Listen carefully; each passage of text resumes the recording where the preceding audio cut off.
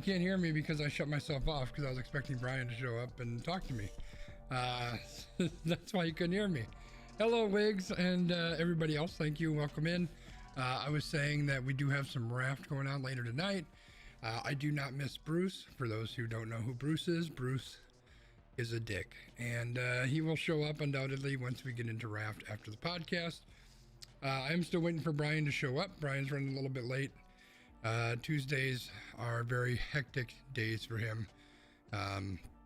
He's in the office and he's got a bunch of other hoops that he has to jump through, so he is working on getting stuff booted up and getting in here right now.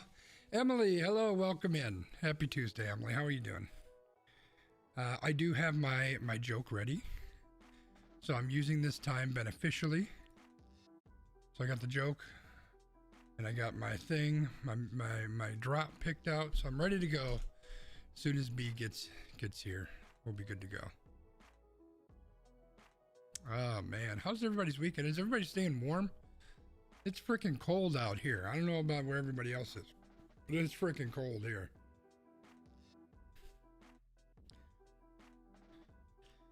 I don't know what the temperature is right now. Temperature in Milwaukee. 5 degrees. 5 freaking degrees. And I'm sure it's like one of those feels like -10 or something. I don't have a feels like on this thing. Where do I need to go? Like Weather Channel or something? Weather.gov? 7 degrees. Dew point? No. Where's the feel? Wind chill. -7 degrees, baby. I mean, this is a balmy spring day for Emily. Like, she's like, what are y'all worried about? Put on your shorts, get a tank top, go sit out and get some sun.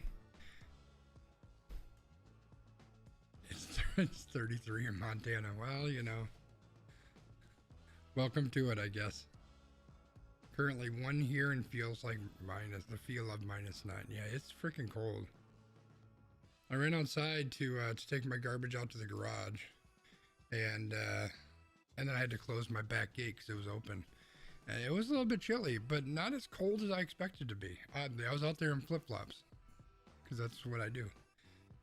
You know, when you're used to this cold weather, y'all, like in Montana and Wisconsin, like it doesn't really phase you that much.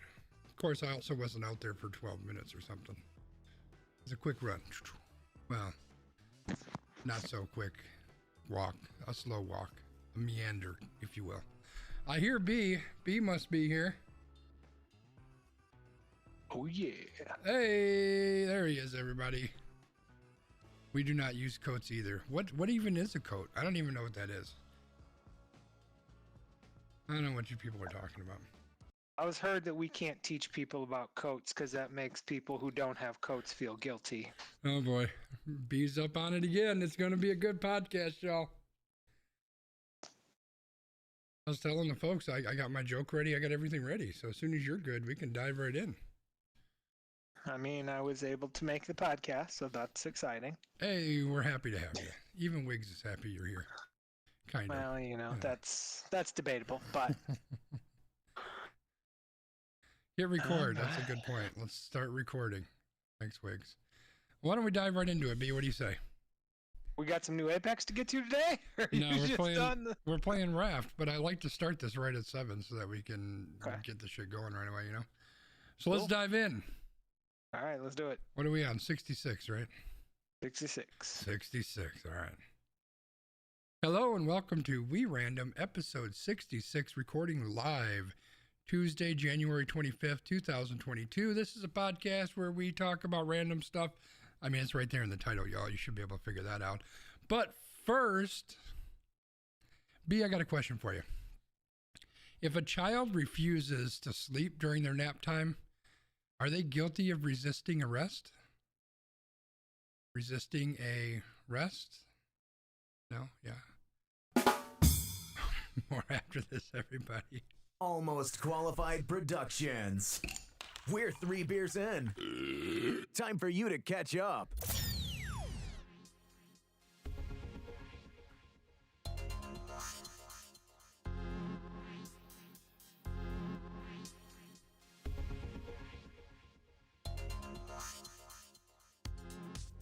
Welcome to We Random, episode 66. I'm Landmark. Out there is Skanzi. Say hello to the wonderful people, Skanzi. What's up, everybody?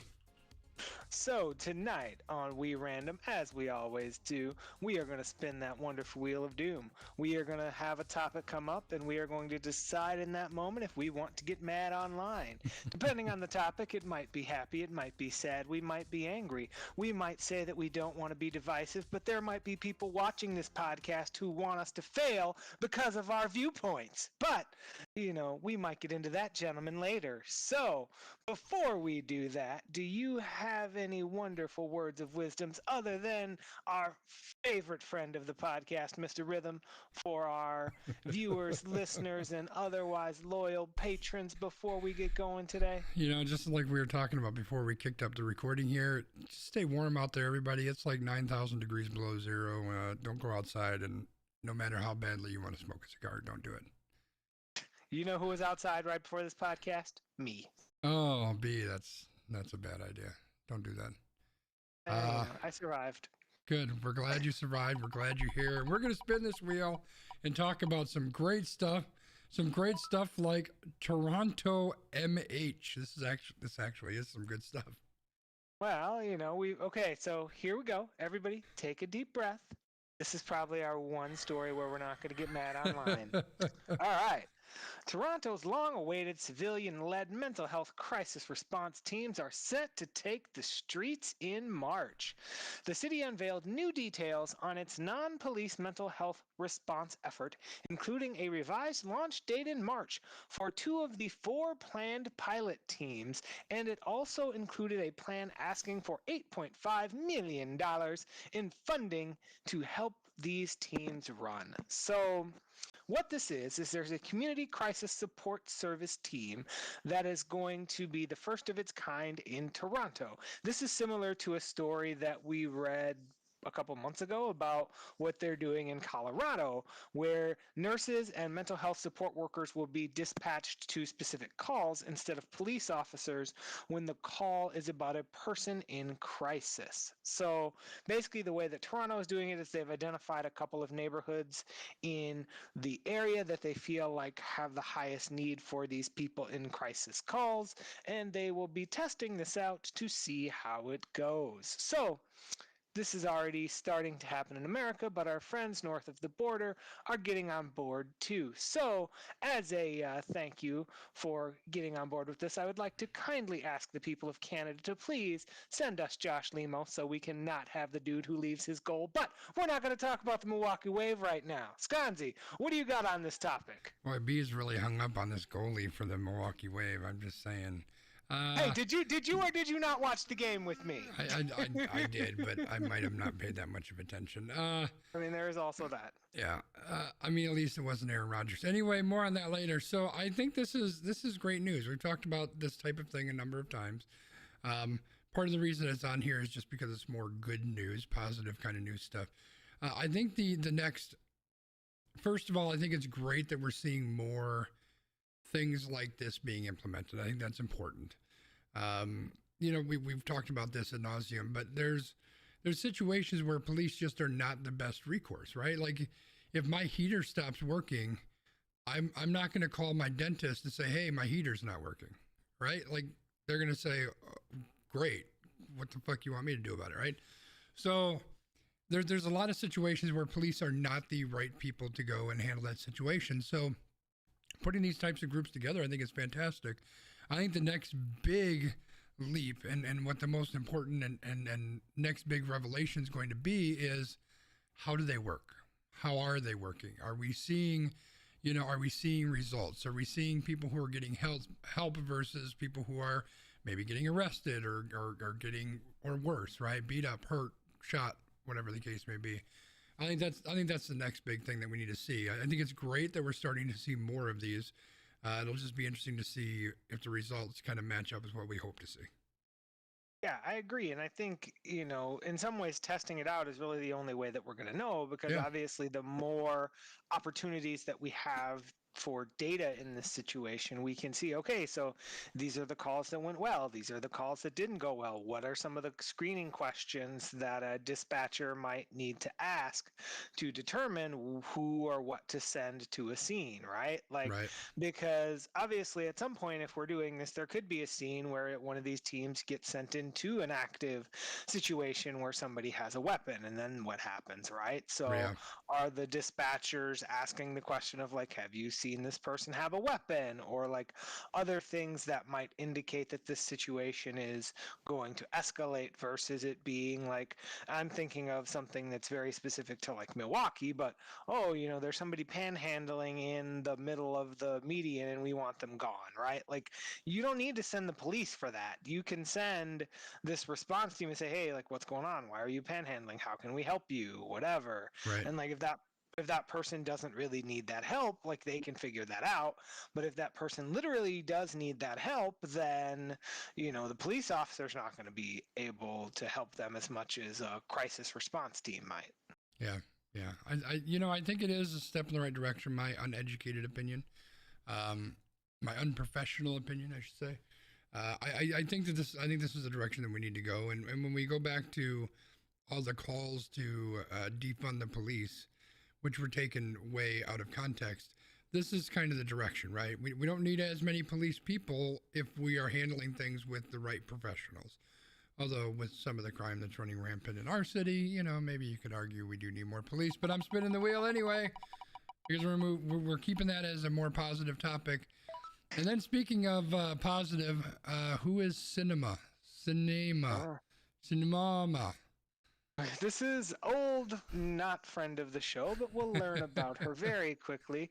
Kirsten Cinema. So, Cinema is a representative from Arizona and a group of big dollar donors who have spent millions supporting her and other Democratic senators is threatening to sever funding to her if she doesn't drop her opposition to changing Senate rules in order to pass voting rights legislation. So, Cinema is growing increasingly isolated from some of the party's most influential officials and donors, including leaders in her own state, where leaders of the Arizona Democratic Party voted to censure her, which is a symbolic condemnation for people who they don't have any confidence in anymore. So it does nothing, but, it made them feel better about themselves. But basically, there are a couple of different sides to this. So there are people who are really upset that she has aligned herself with more moderate or right-leaning kind of thinking. There are other people who are like, she's been doing this for so long, and like any of you who have ever like actually paid attention should not be surprised that these are the things that she's done. And then, you've got big business over here saying, hey, we gave you some money. You should be doing what we want you to do because we are a major corporation and we are sponsoring this event. So, I mean, there's a lot to unpack here. So how would you like to start unpacking this? There's a couple different angles on this. And, part of me says this is a great story, and part of me says this is a trash story, and it's at the crux of what's wrong with our country. So I'm going to start with the latter.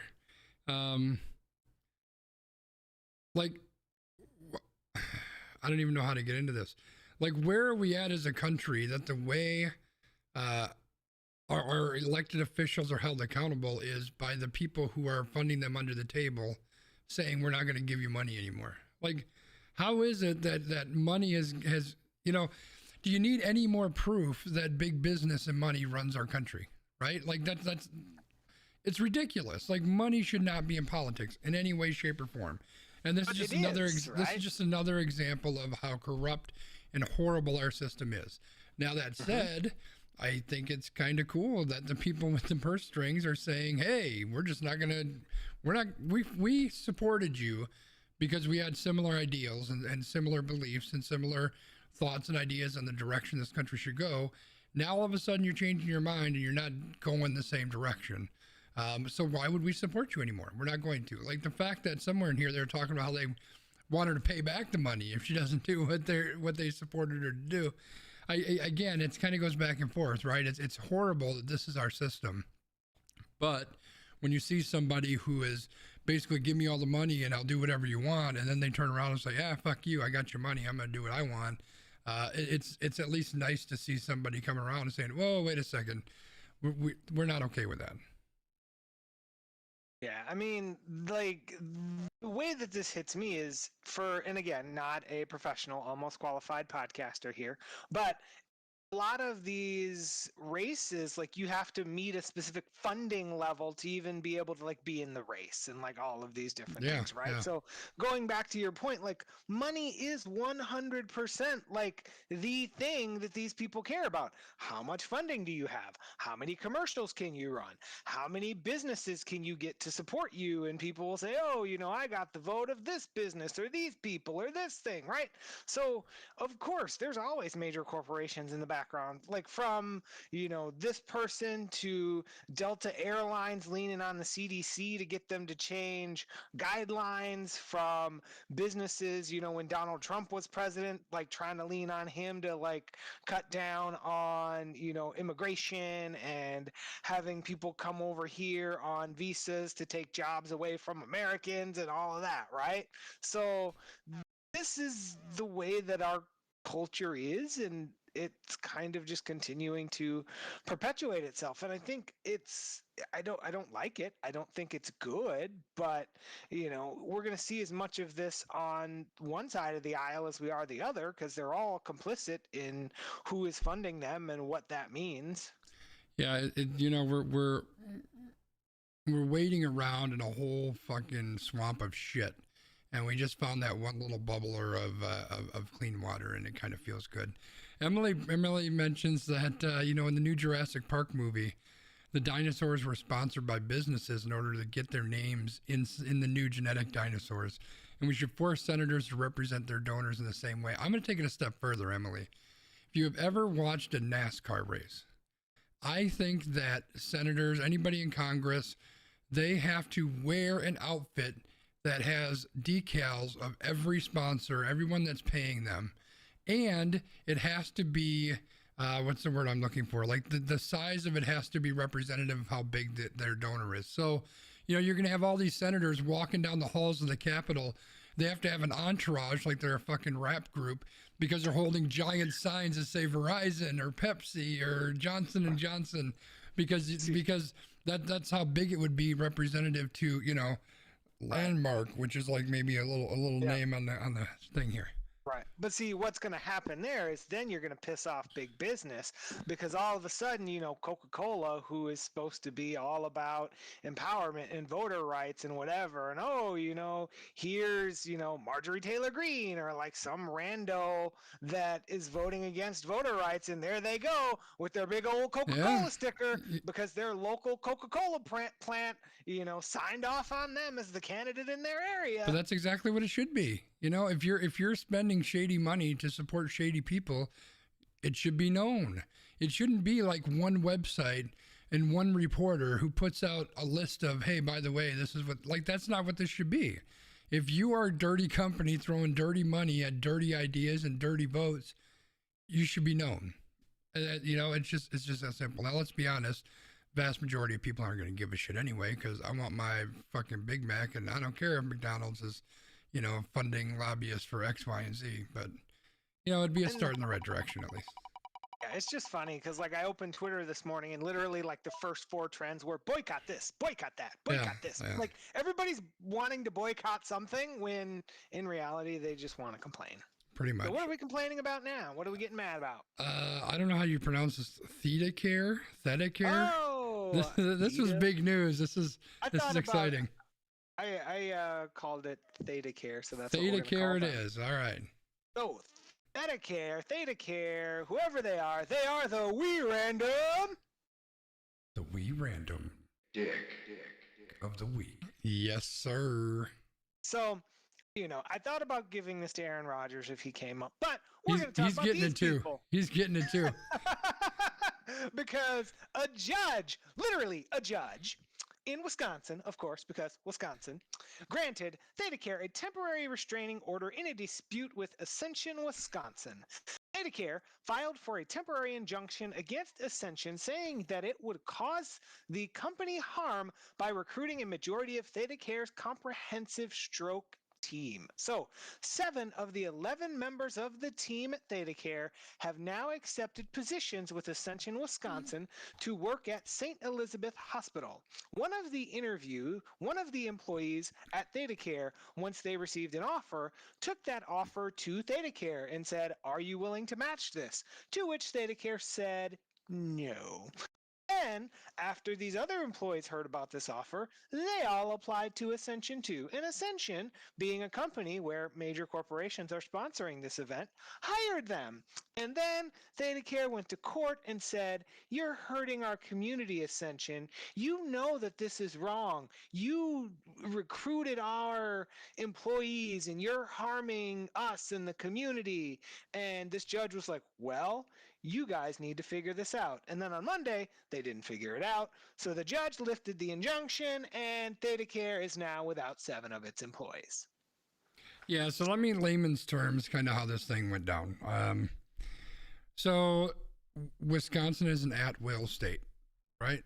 So you can get fired for any reason. You can quit your job and move somewhere else for any reason. You don't need to have a reason. So we have Hospital A, ThedaCare, and Hospital B, Ascension, and Ascension is hiring people for this, stroke care unit. And one of the Ascension people says, "Hey, I'm going to go apply and see what happens." And they applied, and they were given an offer that gave them better money, better benefits, better stuff, right? Like it was a better position for them. So they go back to their office, say, "Hey, do you want to match this offer?" And ThedaCare said, their words were, "We feel," and I'm paraphrasing because I don't remember the exact quote, but they said, "No, we're not going to match that because the short-term struggle that this is going to cause is less than the long-term pain that we would have if we actually gave you that, if we matched that offer." So they said, "Fine, I'm leaving." And they told their peers, and their peers said, "Well, fuck, why are we going to stay here for less money, less benefits? We're going to go over there." So they split, right? This is, ladies and gentlemen, the market working as it's supposed to. This is the way that these rich motherfuckers set the system up, right? Like they will tell you, if you ask them, "Why is milk so expensive?" They'll say, "Well, that's supply and demand. There's more supply, there's more demand than there is supply, so the price goes up." Well, guess what? My labor is a commodity as well, and it is worth more now than it was when you started paying me, so you got to pay me more. And if you don't, guess what's happening? I'm out of here. That's the way it works. But the problem is big business, as we already talked about, owns the goddamn country. So they go to a judge and say, "Whoa, judge, you can't do this. You got to stop it." And the judge gives them an injunction. Now, ultimately, he overturned that. I think the thing that is so disgusting about this, B, is this hospital used people's lives as a bargaining chip. They're trying to say people are going to die because of this. We can't have people die, and they're going to have to go to Milwaukee. That's like an hour away. It's like, well, pay your people more.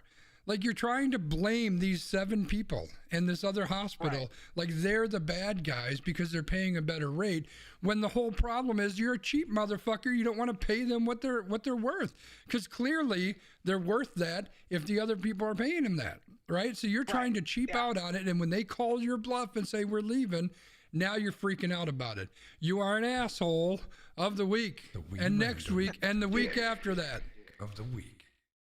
Oh, dude, so, I mean, the thing about this, right, is that, like you said, they were offered the opportunity to match this, and from what one of the articles that I read said, they literally said no, because the short-term cost of keeping you on is going to be worse for us.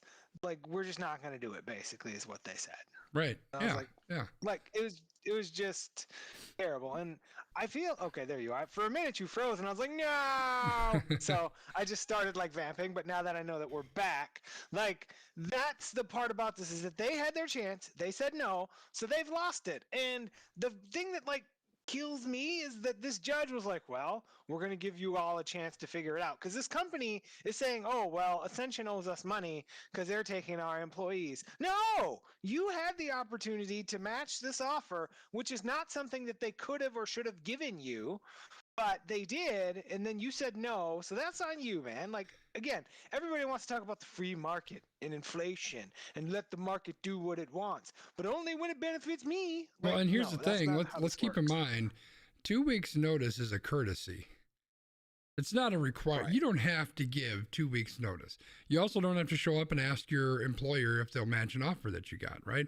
Like Right. these 7 people could have left the office last Friday and showed up at the new hospital this coming Monday and said, "Hey, we're working here now," and then totally left them with in a lurch, right? Like they didn't even have to give them the 2 weeks, but they gave them that courtesy. Now maybe the moral of the story, and this is, maybe my extremist view coming into play, but maybe the moral of the story is you get that new job, you just fucking bail and you say goodbye. Because let's be honest, the people that are paying our salaries, sorry, boss, if you're listening, like they're going to replace us. Like they would replace us without a thought, right? So I mean, I think people have to keep that in mind. So thankfully, it seems like these employees are able to move over. They can go to the new hospital. They can do the job that they want to do, and they're going to get paid, whatever it is they're getting paid. And hopefully the other hospital can figure their shit out. We'll see. Yeah. For sure. There was an article that I just saw that they were kind of breaking it down, and they're like, yep, the at will thing came into play because an employee can leave their job at any time, just as the employer can fire you at any time. Yeah. So. Exactly. They said that you as an employee don't matter, but when we lose 7 of you, now it matters. You know what matters? It's that they're, I think it's a level 2 trauma center or something like that. That's why it matters. Distinction and money. That's all they give a shit about. As soon as you take that away, now all of a sudden they care. It's because now just they typical have to business. They have to recruit at the level that these other hospitals are paying. That's why they're that's another thing. Salty. Yeah, that's the other thing. All right, let's move on from that, Dick. Let's get a happy topic. There's got to be another one on here. It's MCTS Flex Ride. I don't know what this is. It kind of sounds like a porn video, but I'm guessing it's probably not. B, what is this? I mean, we never know what our friends out in Butler and Menominee Falls are doing. There's a lot of people out there. So, MCTS Flex Ride, which will launch in February, will pick up riders from one of 5 stops served by the Milwaukee County Transit System. These 5 stops are on Milwaukee's northwest side. Riders will be dropped off at a participating employer within the Menominee Falls and Butler service area. Riders can request a pickup using a smartphone app or by phone once they have registered for the service. Companies that are participating in this program so far are such as Freighter Menominee Falls Hospital, FedEx, and Grace Commons, whoever that is. But for now, the service will operate weekdays from 5 a.m. to 9 p.m. while working to identify funding to continue to secure the service. Currently, it's going to be funded by a $1 million grant. So, to break all of that down into terms that actually are more palatable for human beings, they are trying to recruit individuals from generally marginalized communities in the greater Milwaukee area and provide them transportation to work a job out in Butler, which is a suburb of Milwaukee, or Menominee Falls, which is also a suburb of Milwaukee, both which do not have public transportation because for a long time, people in those areas said, we don't want none of y'all around here. But now, because of, the labor shortage and the fact that people don't want to pay livable wages, now they're like, we need anybody that we can get. So, this is kind of, to me, like how you felt about the Kristen Cinema story, right? Like, in some ways it's good, but I'm also kind of like, well, you guys really kind of made your own bed with this one, so I don't really feel bad for you.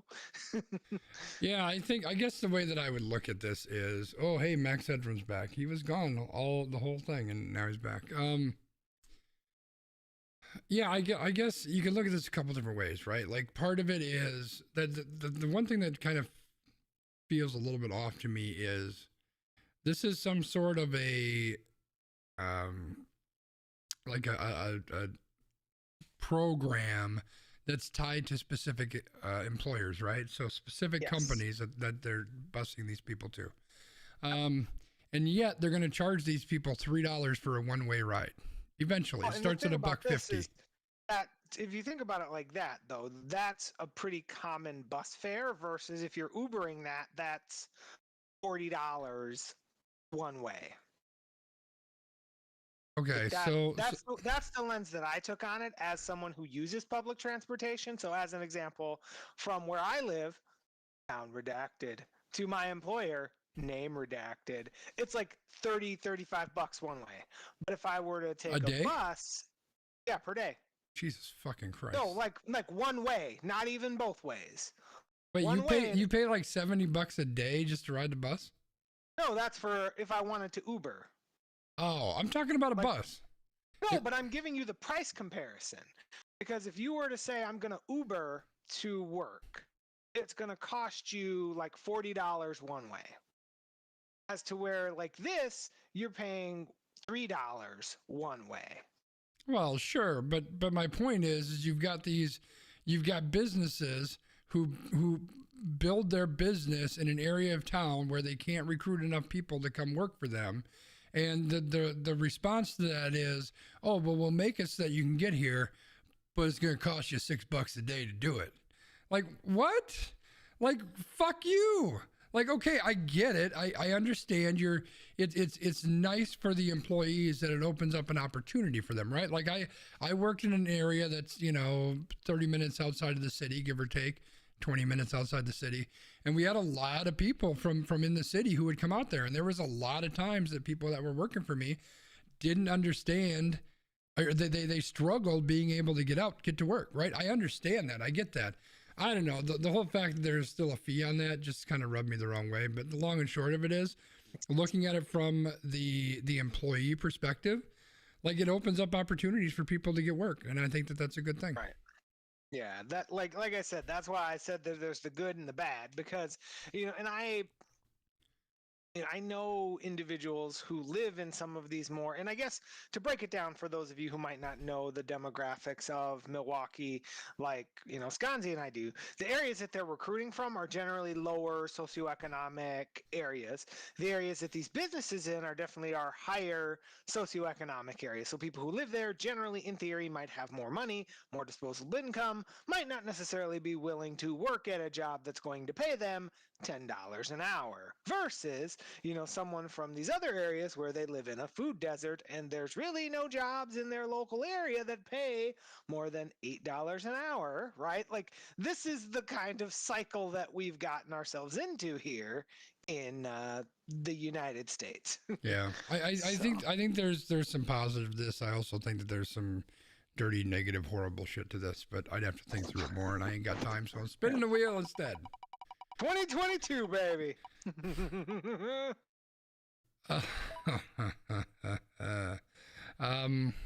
What you got for me, Skanzi? Who are we? Let's talk about some sexy candy, baby. Tell me about it. All right, we gonna talk about them M&Ms. Is that what we're saying? That's it.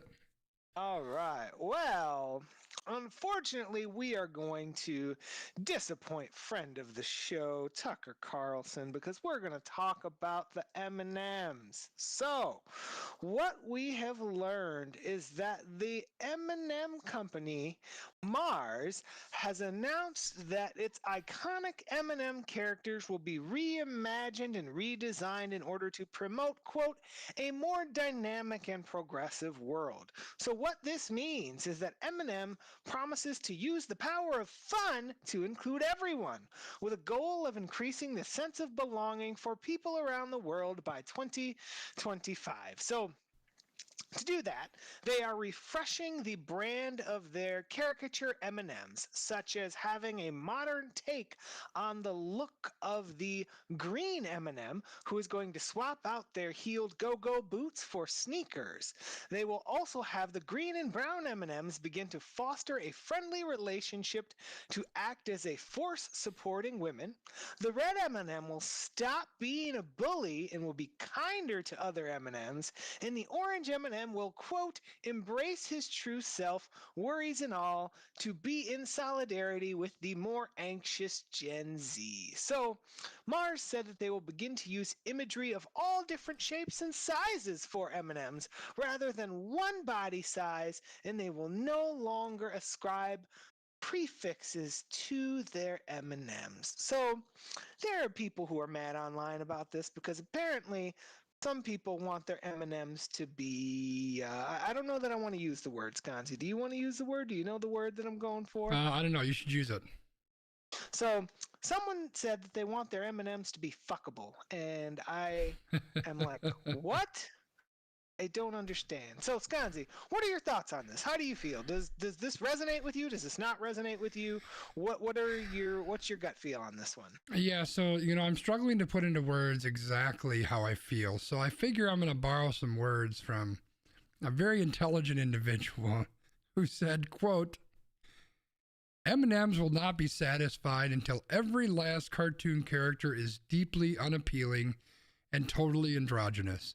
Until you wouldn't want to have a drink with any one of them. That's the goal. When you're totally turned off, we've achieved equity. They've won. Unquote.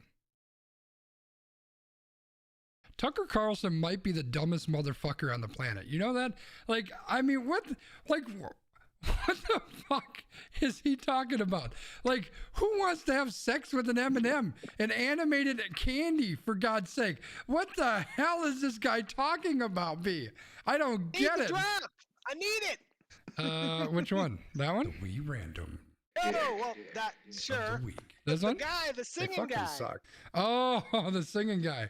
There he is. That was one of the stupidest things that I've ever seen anybody post on the internet before. Yeah, like I don't. Okay, so it seems like what Eminem is trying to do, or Mars Company, is they're trying to make their characters more equitable, right? They're trying to make sure that equality is a message that they're sharing. They want to empower women and make sure that their characters are empowering women, which is a fantastic thing to do, right? I think it's a very important thing to do, and I think in today's day and age, it's something we need to see a lot more of. And the way that old Tucker Carlson decides that he's going to empower women is saying he's upset because he no longer wants to sleep with the brown M&M.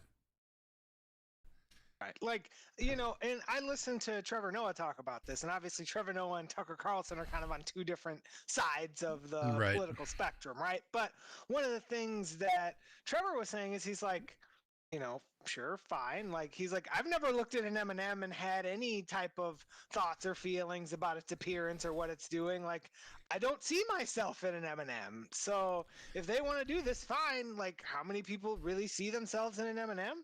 Who knows? But if they want to try to do something and make things better, sure, let them do it. That's their prerogative, right? I understand where Trevor Noah's coming from, but he's a pretty young guy.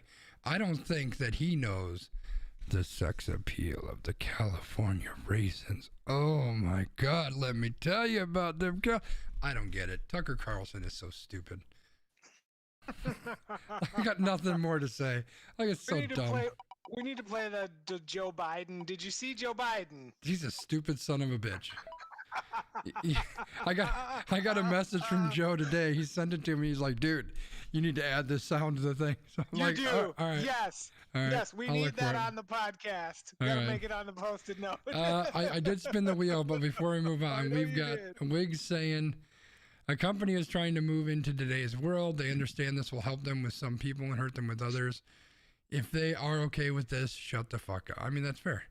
Emily, I don't know. I have a fistful of almond M&Ms, and they are pretty. Touche, Emily. Touche. All right. This is, where are we at on time? This is probably our last one, right? We're at 35 minutes. We might be able to do a couple. We're doing good. Apparently, not only is Eminem and Dr. Dre going to, be in the Super Bowl halftime show, but I guess they're going to rap in court too or something, I guess. I don't know. Tell us what this is. This is not Eminem, but Jay-Z, old Sean Carter, is leading a list of music industry titans, including Meek Mill, Big Sean, Fat Joe, Kelly Rowland, and others, as celebrity signatures on a letter urging state lawmakers and ultimately the New York governor to make the recently proposed bill titled Rap Music on Trial a state law in New York. This law aims to stop prosecutors from using rap lyrics as a blueprint for alleged crimes. The letter reads, "This reform is urgently needed. Rather than acknowledge rap music as a form of artistic expression, police and prosecutors argue that the lyrics should be interpreted literally, in the words of one prosecutor, as, quote, autobiographical journals, even though the genre is rooted in a long tradition of storytelling that privileges figurative language, is steeped in hyperbole, and employs all of the same poetic devices found in more traditional poetry." So, the way that this legislation would work is that it's aimed to limit the admissibility of a defendant's music or other creative expressions as evidence shown to a jury. According to the legislation, the bill would set a high bar for compelling prosecutors to provide clear and convincing evidence that a defendant's creative expression, such as a rap song, is literal rather than a figurative or fictional work. So, Senator Jamal Bailey, a sponsor of the bill, has said that presuming a defendant's guilt based on solely musical genre or creative expression is antithetical to the foundational rights and perpetuates the systemic racism emboldened and embodied in the criminal justice system through discriminatory conflations of hip hop and rap with criminality. So I thought that this was really interesting, right? Because we've seen this a lot with not necessarily like court cases, and apparently there are court cases that this has happened in, but we see this in like general like social media where somebody posts rap lyrics and everybody's like, oh, some people get mad and other people are like, oh, dude, they just posted rap lyrics, it's fine. But then when it's like, someone like it's okay for one person to do it, but it's not okay for this other person to do it. It's just like kind of a very interesting thing. So I thought that this would be good to talk about. As this hits you, how does this sit with you? I kind of hate this article. I hate everything about it. And the reason why is because I think that there's no way we have enough time to dig into this on this podcast. I think there are so many different nooks and crannies. I don't think that there's any 100% correct way of looking at this. I think there's merits mostly on the Jay-Z side, the rapper side.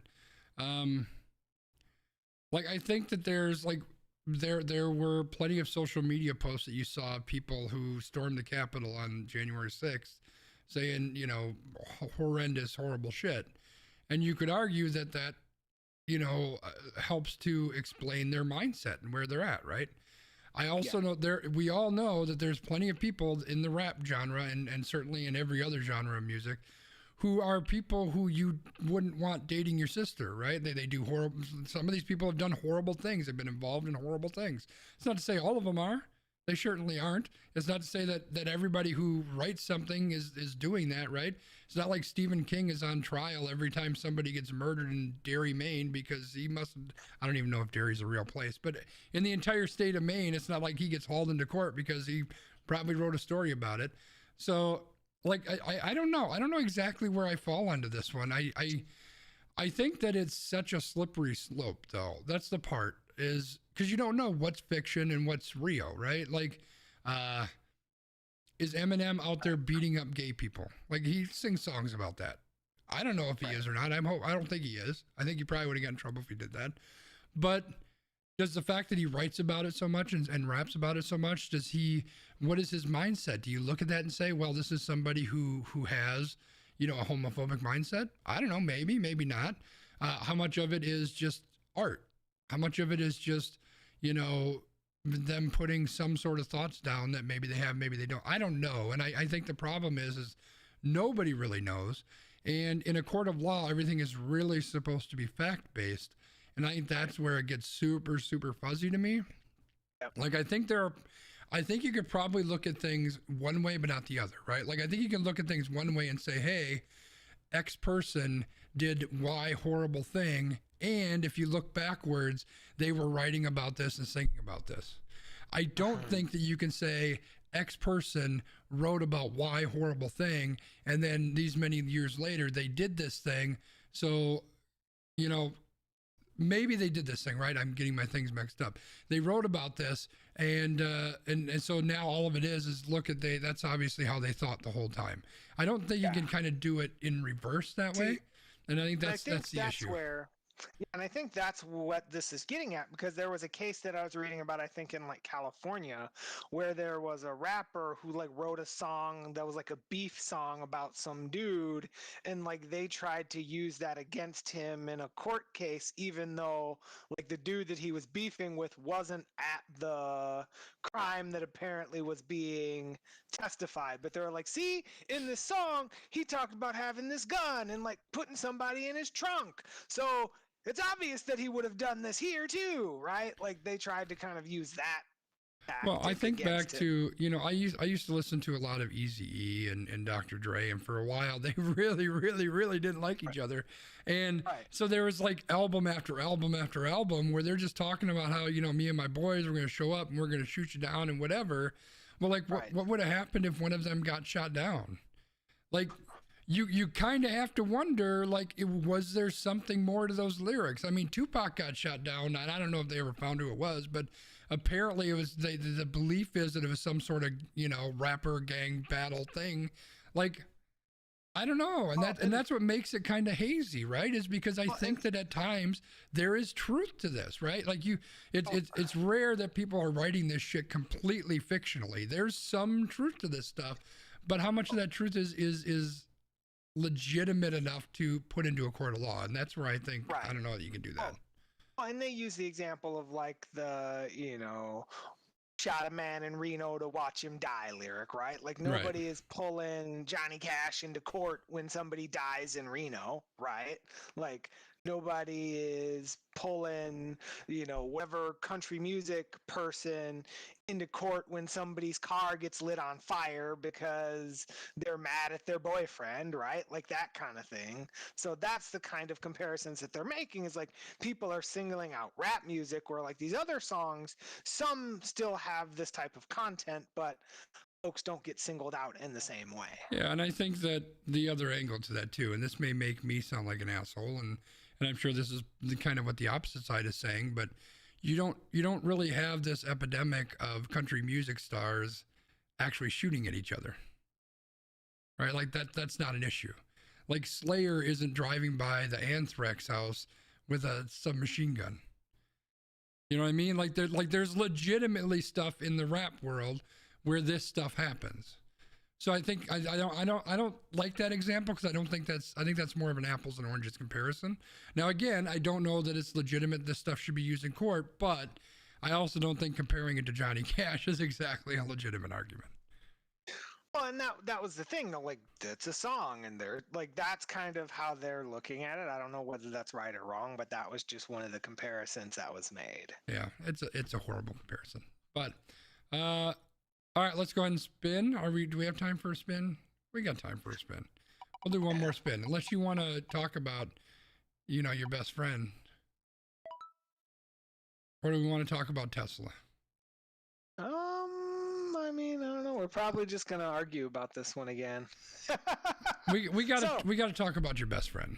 No, we can talk about Tesla, because this one is actually, because we're going to talk about, and I don't know who you're talking about with my best friend, but we're going to talk about the Packers in random rankings anyway. So that's kind of already baked in. So, okay, so Tesla on December 29th of 2019, a 2016 Tesla Model S on autopilot exited a freeway, ran through a red light, and crashed into a Honda Civic. The Civic's driver and passenger were killed instantly. 2 years later, prosecutors in Los Angeles County filed 2 counts of vehicular manslaughter against the driver of the Tesla. Experts believe it's the first felony prosecution in the United States of a driver accused of causing a fatality liability while using a partially automated driver assist system. So, while these automated capabilities are intended to assist drivers, systems with names like Autopilot, Super Cruise, and ProPilot can mislead the consumer into believing that the car is capable of more than it really is.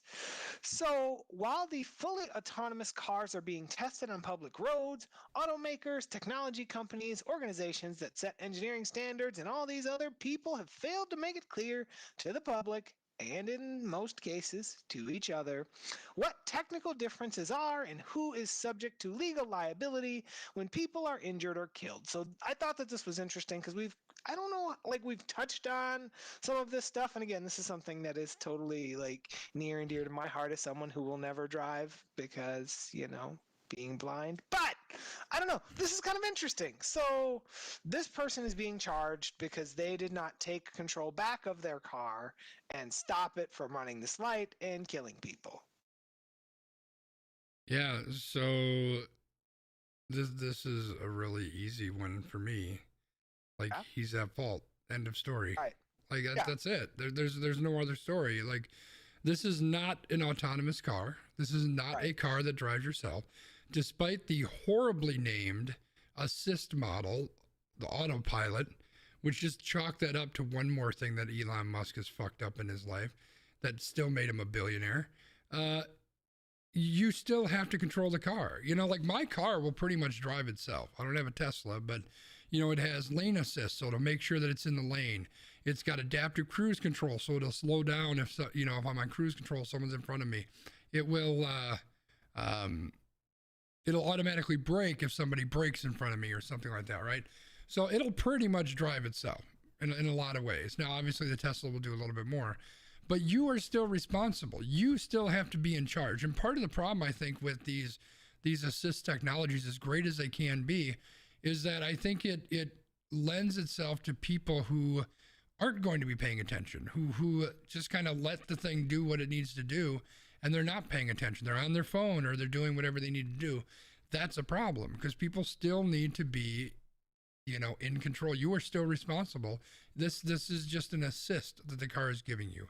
So the fact that it was on autopilot, I don't even think that matters. The point of the fact of the matter is you ran a red light and you hit somebody. That's your fault. End of story.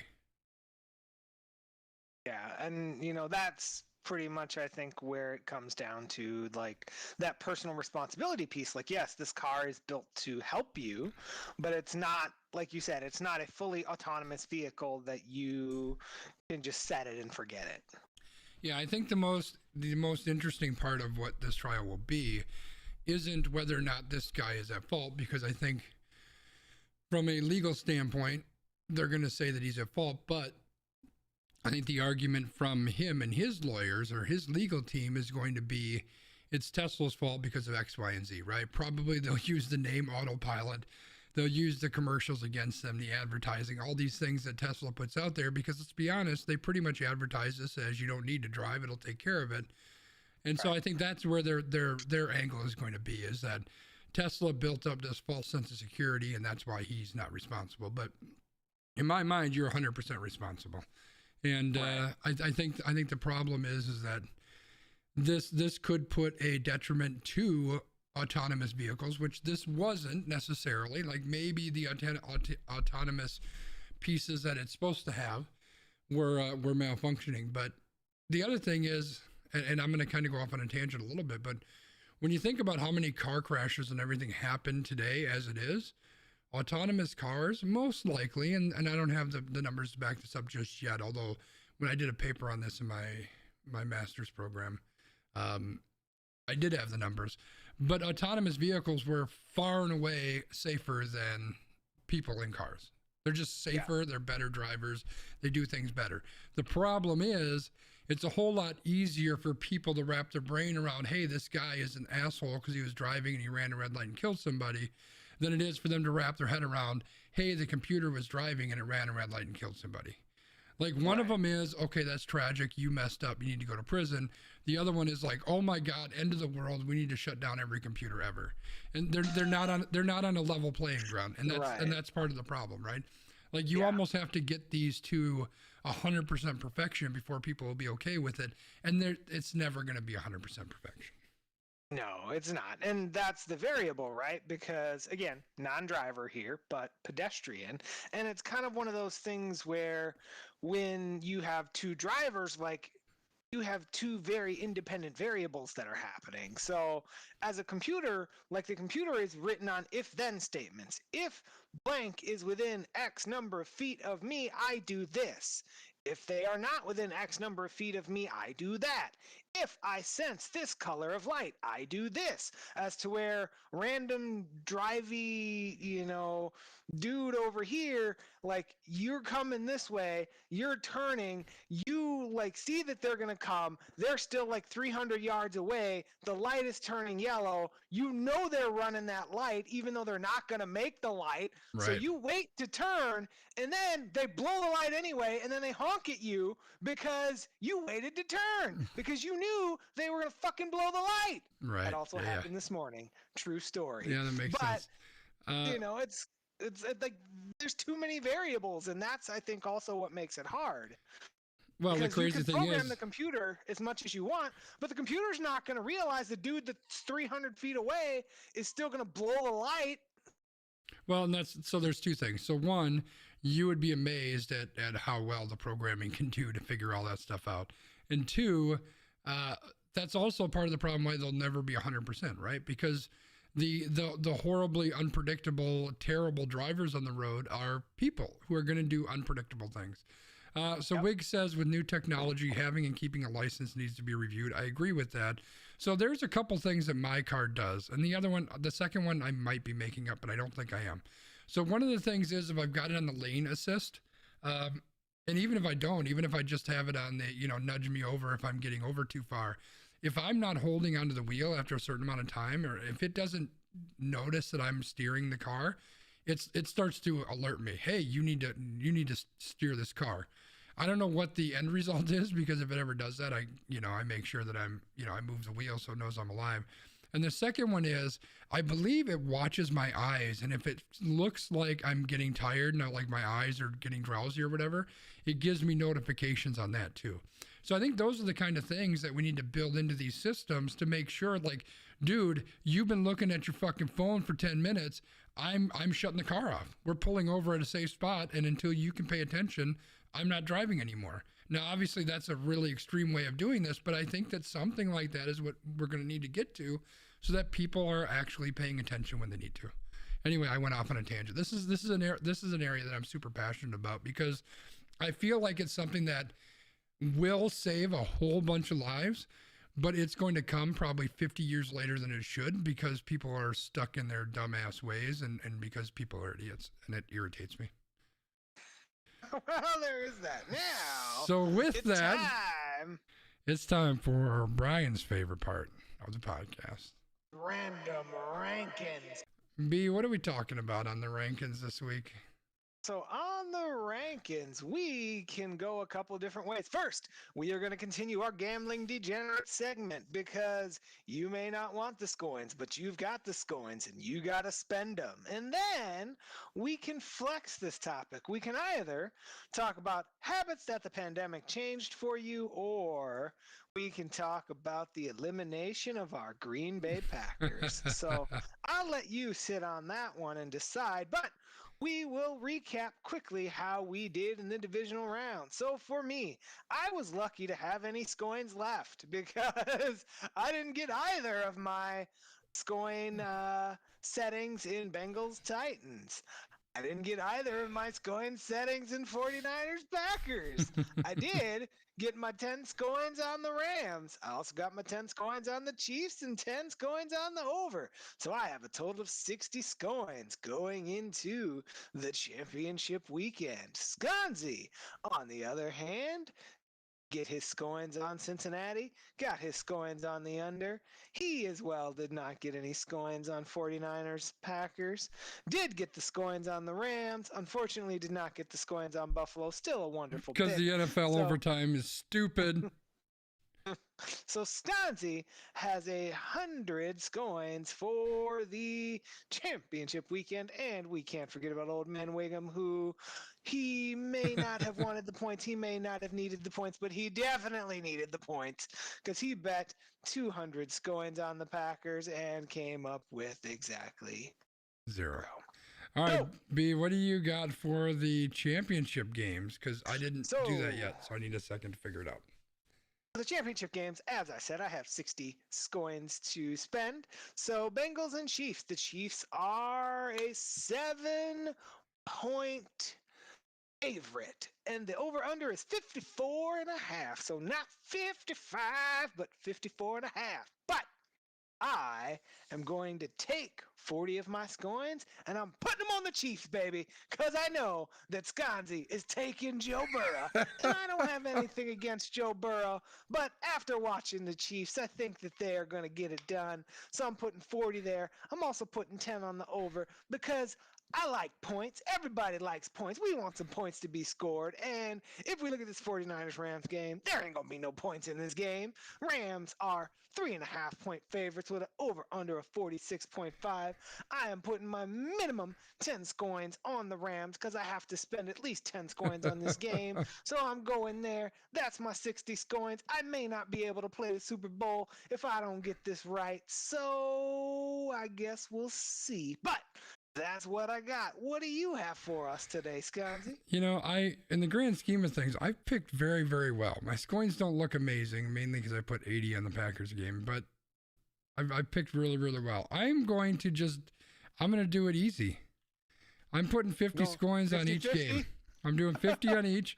Okay. I need to change the color, but we'll worry about that later. So we're going to start with the Niners and the Rams. I sent Brian a snarky comment last week as the Rams were beating the shit out of the Tampa Bay Buccaneers. I'm big on the Rams. I think the Rams are legit. I think that I've always been a Stafford guy. He's not amazing, but he's good.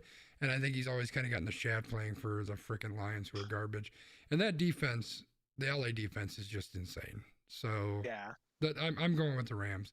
Brian already decided that I have to pick the Bengals and Joe Burrow.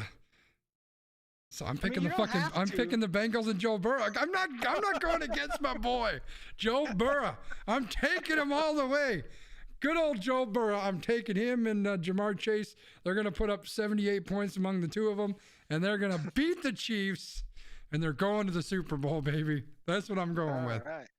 Nice. So those are our picks. We shall see how this works out for us. If we don't have any scoins for the Super Bowl, we'll just make up new scoins because Sconzi is the proprietor of this podcast. That's so true. He can give us as many scoins as he wants. So we've got that. So that is our continuation of Gambling Degenerates. Now, would you like to talk about the Green Bay Packers or would you like to talk about the pandemic? Which one is less depressing? You know,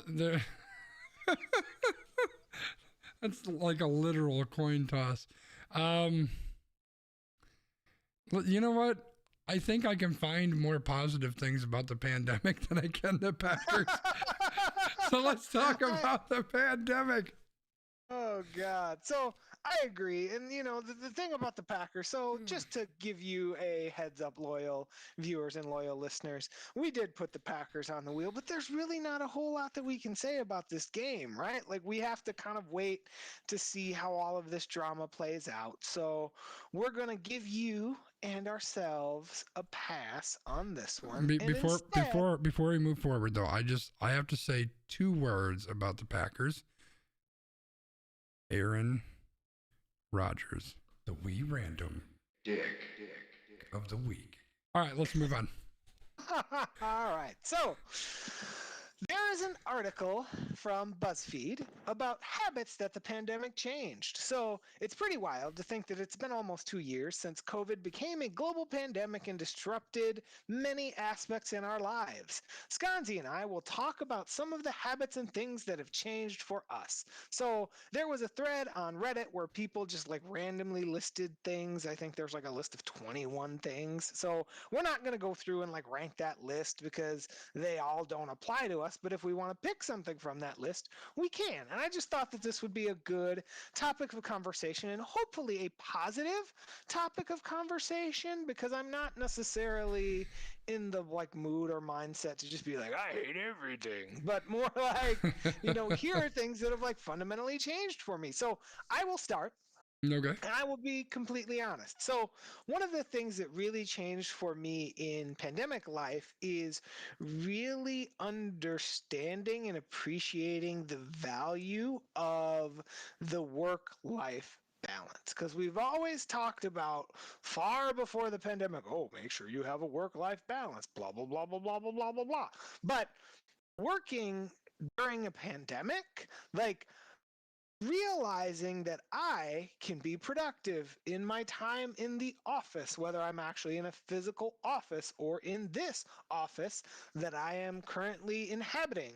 And the difference between getting up at 5:30 a.m., commuting for an hour and a half, sitting in my office for 8 hours, commuting for an hour and a half, getting home, having 2 hours to eat and do whatever before I got to go to bed and do it all again, and getting up at a reasonable time in the morning. It's not like I'm getting up at 10 o'clock. I'm getting up at like 6:30, but having an hour or so to just like relax and not like rush to like leave the house and do this and commute, blah, blah, blah, blah, and like get ready for my day and then get to my computer and do work and have productive conversations. And then, if my day runs long, like it's okay. I can sit here for a little longer and finish things up because I don't have to worry about missing buses or commuting or going home. Like, I've really realized the value of that true work-life balance, and like, I'm not here for that past life anymore. Yeah, I think that's legit. And getting back to your point of let's make this positive, I think there's a lot of ways to look at things positively, but a couple of things I read through this list that really jumped out at me. Somebody mentioned handshakes. Like, I was very much a handshake guy. Like, that's kind of out the window at this point. Like it was, first of all, I don't go to the office anymore. Who was it that shook my damn hand? It's me. I'm the only one that does it, and I know that I do it You because do I know it. that you're a handshake guy. You do. And I hate handshakes. No, it because was- as a blind guy, you never know how to get the hand, and then you do like the weird, like, No, you're and then good. it's You're weird. good. You're good. No, it wasn't you. It was somebody else. Like somebody that I had a business kind of meeting with, and I don't remember what it was. It might have been the guy who's doing my snow. It might have been that. But it's like they put their hand out, and I'm like, oh, I'm shaking your hand. And it was that dude, because as soon as he left, I like held my hand out and I ran into the bathroom and I washed my hands for like 45 seconds. It's just like, it's just weird. And I know that I'm over the top with that, and that's fine. Let's go. I have a story about that. Okay, we'll get there. Just going out, like B and I used to have a thing when we saw each other less, where every Thursday, I'd drive up here, fucking 18 hours to get up here, and we'd go out on a Thursday night, and we'd have some beers and have some food. Like, I don't go anywhere, and part of that is a really bad thing. Like, I want to go places, I just don't feel safe, and I want to make sure that I'm safe and protected, so I don't go places. Just hanging out with friends. I had friends that we were going to do a monthly game night. I just don't feel comfortable at this point having that many people hanging around. Going into the office, and I'm going to echo a lot of what you said. Like, my commute used to be around 2 hours a day both ways, give or take, and you're sitting in traffic, and you're fucking Chicago traffic, which is horrible, and it's just grinding, right? Like, it's not super taxing as in you're physically exhausted, but you kind of are physically exhausted, and you're certainly mentally exhausted. And it's just time that's sucked out of your day, out of your life, that you never get back. Like, I was losing a day every couple weeks just in commuting. It was insane. Like, a day out of my life every couple weeks, just gone.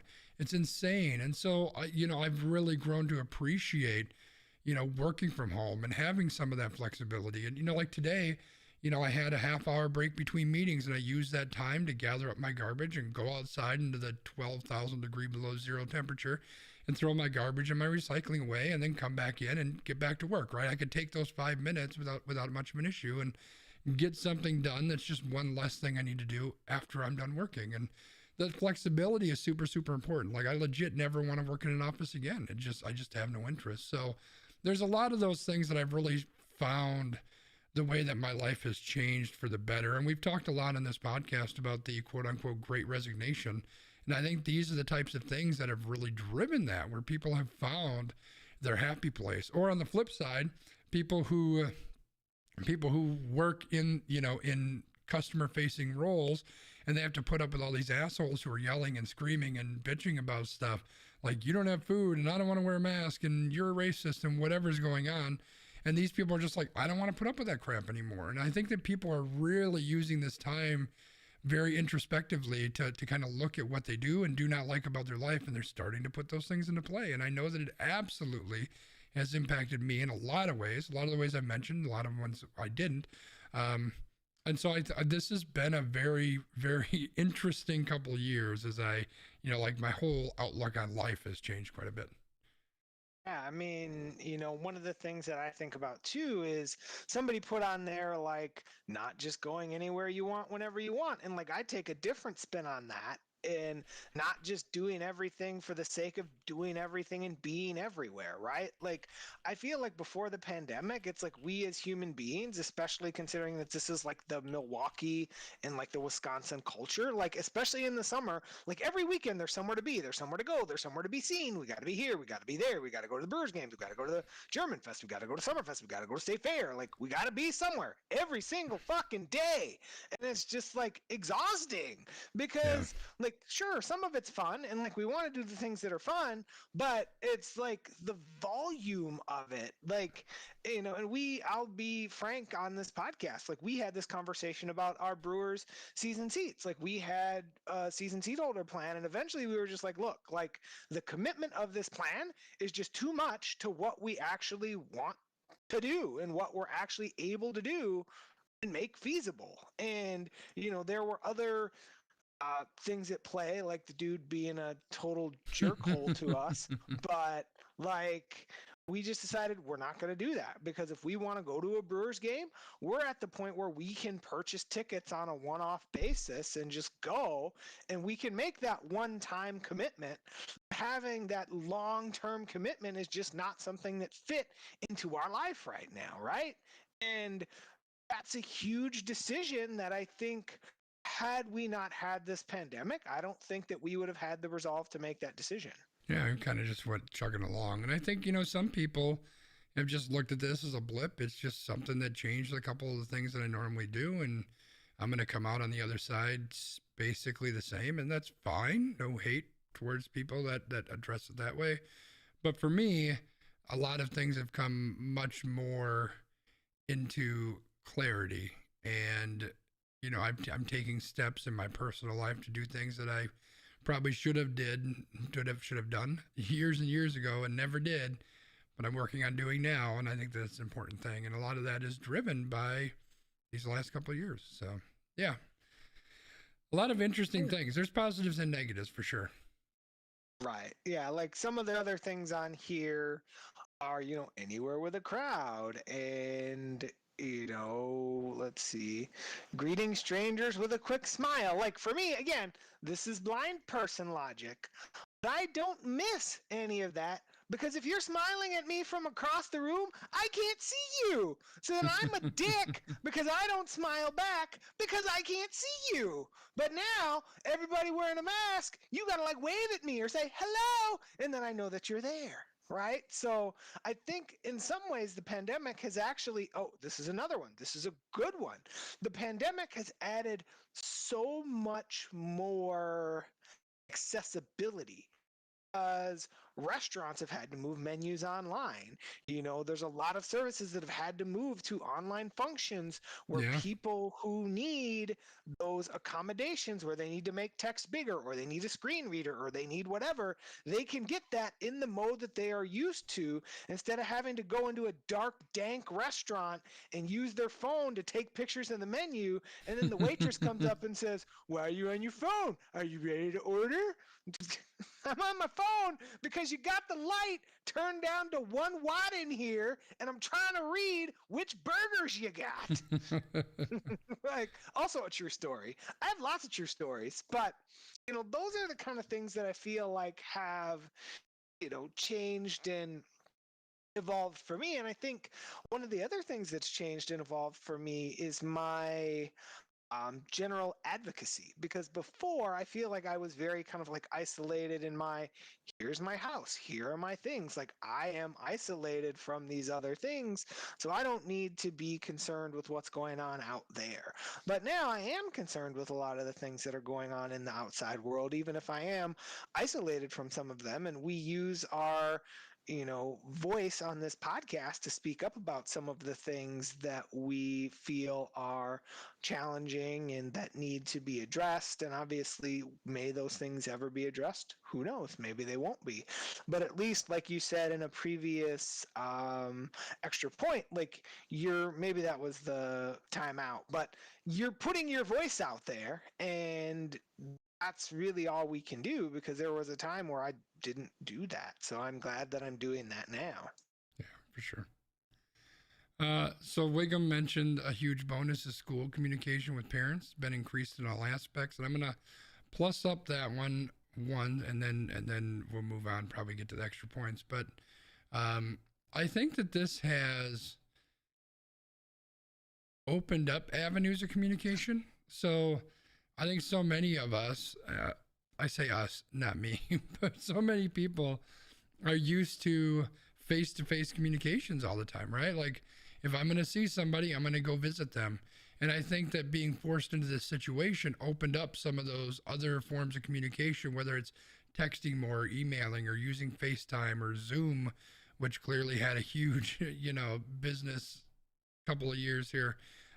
Discord, which we're using right now to do the podcast, all these different tools that are out there. And I think it really opened up that avenue for a lot of people, and hopefully helps with communication, allows people to stay in contact a little bit more. I know that even when there isn't a fucking pandemic going on, it's not super easy for me to get together with my family. They're a couple hours away. It's not easy for me to get in there. It's certainly not easy for them to get out by me.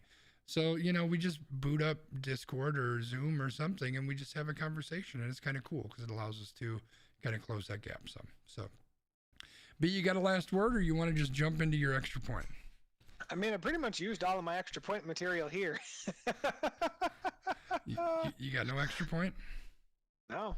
I mean, I wanted to end the podcast on a more like kind of positive note. So that's why I chose this topic, because I feel like, generally speaking, as we're building out the podcast, a lot of these topics that we want to talk about are the topics that have a little bit more kind of a positive or negative spin to them. And that was one of the things that I've tried to do, with building this run sheet as an example, like putting the thing about rap in there, because that's one, like you said, like that's a really bulky topic, but there's lots of ways that you can view it. So trying to keep the core of like, yes, a lot of the things that we want to talk about are things that we can yell about, but also just being more, well-rounded, whether that's doing a random rankings that's a little bit more positive or having these extra points. I don't feel like I've had a lot to say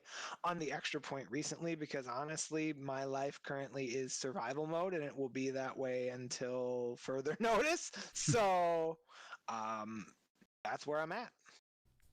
All right. I totally threw it up on the extra point video thing. And mine is like, I gotta like duck way down, or otherwise it cuts half my head off. But anyway, so I'd been thinking a lot, this I hope Wiggs is ready. This extra point is going to kind of take the feel of some of the timeouts that I've done in the past.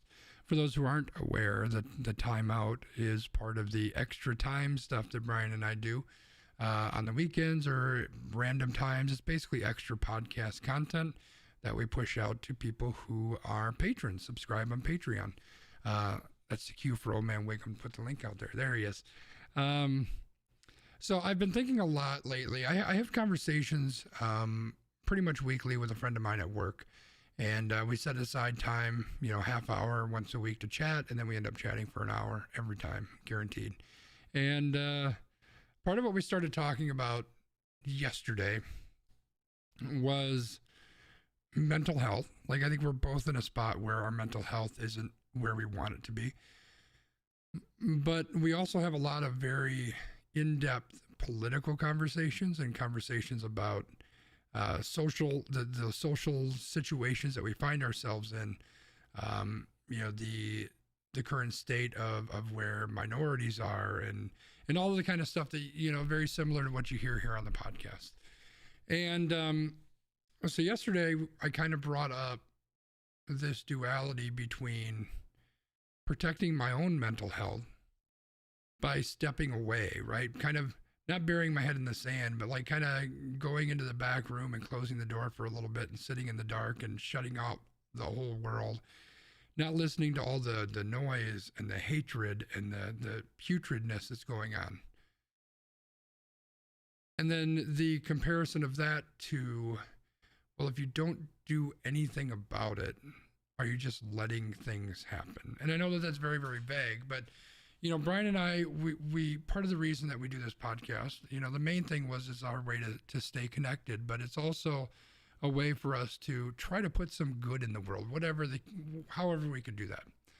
And I'm really driven by the fact that I see a lot of ugly happening, a lot of hate happening in this world, and I want to do something to try to help it. And that's kind of where this was coming from, is the more that I dig into it and the more that I read about it and the more that I speak about it or write about it, or the more that I'm involved in it, the more that it impacts me and the more that it damages my mental health, the more that it weighs on my heart. And so we had a conversation about, do you just pull away? But if you pull away, then you're not helping any. But then on the flip side, can you help at all? Like, things are just so crazy. Well, we had decided that what we were going to do is we were going to chat today. We were going to have a follow-up conversation. And this morning, before we had our conversation, the link that I put into the chat here is an article that I get emails from this individual. So I open this email, and it's really about people on the right trying to control thought in different ways. And there's one specific section in this article where it talks about a bill, and I don't remember exactly. I only have a small snippet of it in my email here as my note for this extra point. But there's one snippet that talks about how if this bill is passed, parents can request a 2 weeks notice from the school whenever a teacher has plans to discuss, and this is a quote, divisive or controversial topic that may conflict with a parent's belief that all persons, regardless of race, ethnicity, color, national origin, or ancestry, should be treated equally, unquote. I'm going to read that one more time. Quote, a divisive or controversial topic. A divisive or controversial topic that may conflict with a parent's beliefs that all persons, regardless of race, ethnicity, color, national origin, or ancestry, should be treated equally, unquote. So basically what this bill is saying is that any conversation about equality is divisive or controversial. I know this extra point is taking forever. This blew my goddamn mind. Like, you are trying to put legislation in that says that people who any conversation on equality is divisive. I don't even have the words to express how this blows my fucking mind. So, when I read that this morning, the conversation with Mike this afternoon was very easy. I can't shut up. I can't hide in the closet. I can't bury my head in the sand. I can't. Like, my voice is a very, very tiny one. Nobody hears it. 2 people that are here, whatever it is. This stuff ain't okay. And I'll be dead long before this makes a whole lot of difference, probably. But I can't stand by and watch this kind of crap happen without doing something. And maybe it's just spouting off at the podcast with a very small number of people who watch. Maybe it's posting it on my Twitter account that probably has even fewer people watching it. But doing something, trying to speak to my representatives, whatever the case may be, because this is the kind of stuff that's going to ruin lives. And yeah, sometimes I may need to take a break. I may need to, sit in that closet for a little bit. But in the end, I guess all this running around in circles. My point is, sometimes we just have to do. Even if we don't feel like it, even if we don't know how, sometimes we have to do. And sometimes that isn't easy. But my decision is that I need to do somehow. This is a start. I don't know that it changes anything, but it's a start. We'll see what else might happen at some point. But sorry I went so long, but back to you. Well, I mean, that's quite a thing, right? Because those people who feel like everyone should be created equally probably also believe in other materials that definitely have not treated other people equally. But we're not going to talk about that. We're going to talk about where you, loyal listener and viewer, can find us. So you can find me on Twitter at LandmarkMKE. If you like photos of the Milwaukee Wave, I post them there.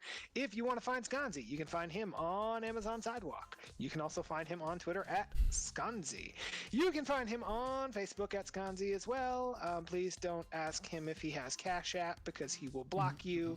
That actually happened to me this weekend. Another true story. But AQ_PROD on Twitter. Find us in your favorite podcast app. Look for We Random. You can find Skanzi here on YouTube. Click the bell, subscribe, all of those good things. And before we let you go, thank you for joining us. I'm not going to have a word vomit weird ending to the podcast this week. But Skanzi, do you have any other words of wisdom or greetings or salutations for our friends today? I'm reminded of some advice that this guy named Mr. Rhythm shared. But Yeah, I got some advice too. You'll have to tune in next week for that one, though. Yeah, and I got some advice. When your special teams coordinator says that it's fixed, and then you have a blocked punt and a blocked field goal, it ain't fucking fixed.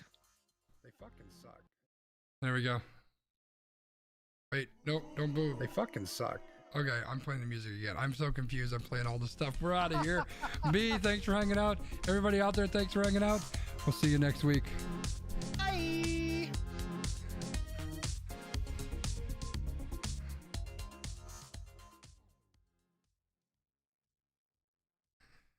I started the music too early, and then the music ran out, and then I lost my mind. And I started pressing all the goddamn buttons. Oh my God, it went crazy. Yeah. Whew, all right. Yeah, I saw John Kuhn posted like a tweet today where he like broke down the field goal. He's like, look, this dude is like back too far. And then he like didn't try to block this other person. I'm like, oh, cripes. Yep.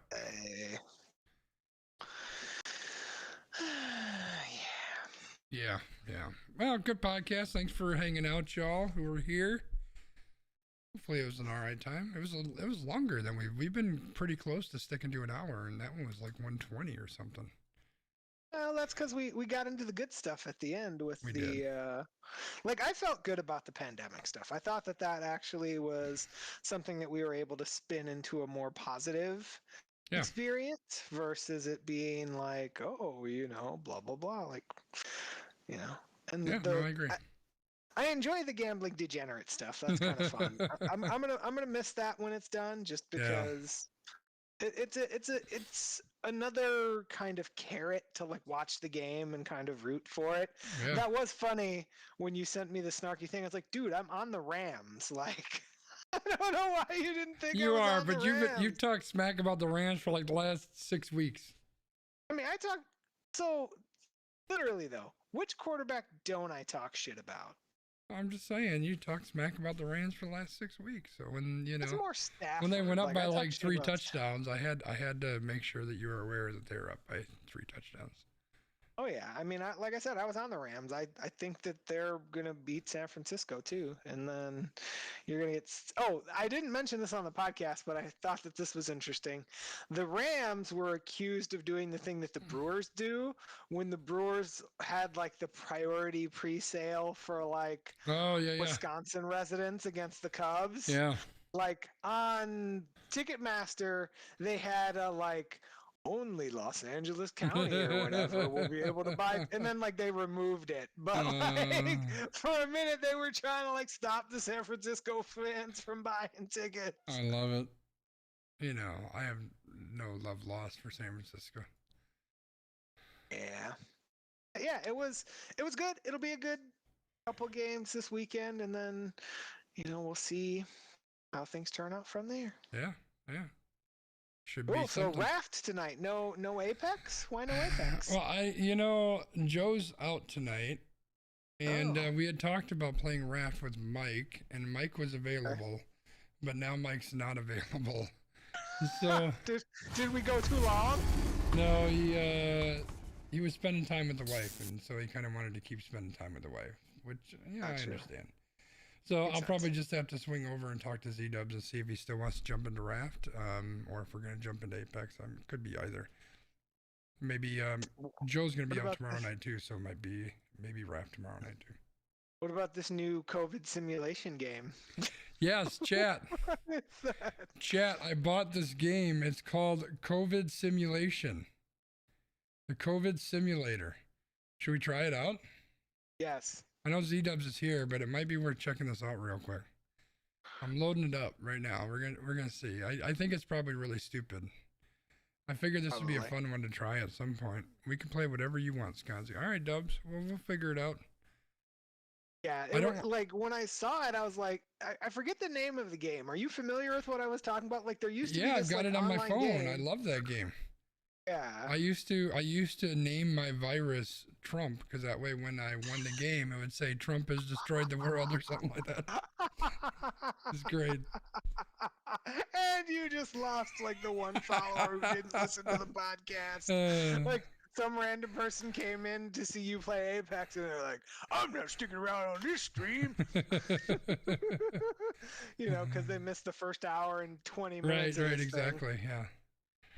All right, well, I started this thing. I don't know what the hell it's doing. I think it's installing. It can't be that big. It looks like a pretty cheesy game. That's what she said. Wait, where is it? There we go. That's what she said. Good job, B. You're fitting right in with the rest of it. What did the drop say? I didn't even hear it. That's what she said. All right. Oh, let me turn this on. Do I need to send you a message to put the Joe Biden drop on our... Yeah, why don't you do that? All right. Joe Biden drop. I really don't like that the mouse cursor is backwards, pointing left. Like, that's so weird. Oh. COVID Simulator. Oh, new game. All right. What do we got to do? Oh, apparently this is how many employees do we have in our company? 69. So, of course. Nice. It's very... We'll say 2. What's the percentage of people that are getting infected now? We'll say 2, and we're gonna have to do Omicron because that's what's happening right now. We're gonna say, what's the actual percentage rate on vaccination? 60-ish? What kind of company do we have? I don't even know. Let's say it's a McDonald's franchise. No, it's a fast food franchise. So did you hear that Starbucks no longer requires people to be vaccinated? Oh, great.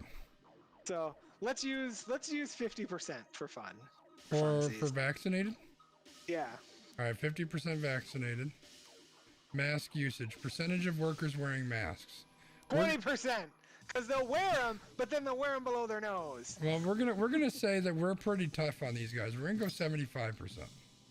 Okay. Workday 9 to 5. That's fine. Employees will work either 2 or 3 shift. Workday 7 to 11. You get paid 9 cents an hour. They have a weekend off? No, they don't work in shifts. Actually, they do work in shifts. But I think we're gonna do the no quarantine because that seems to be the way that people are doing it nowadays. Okay.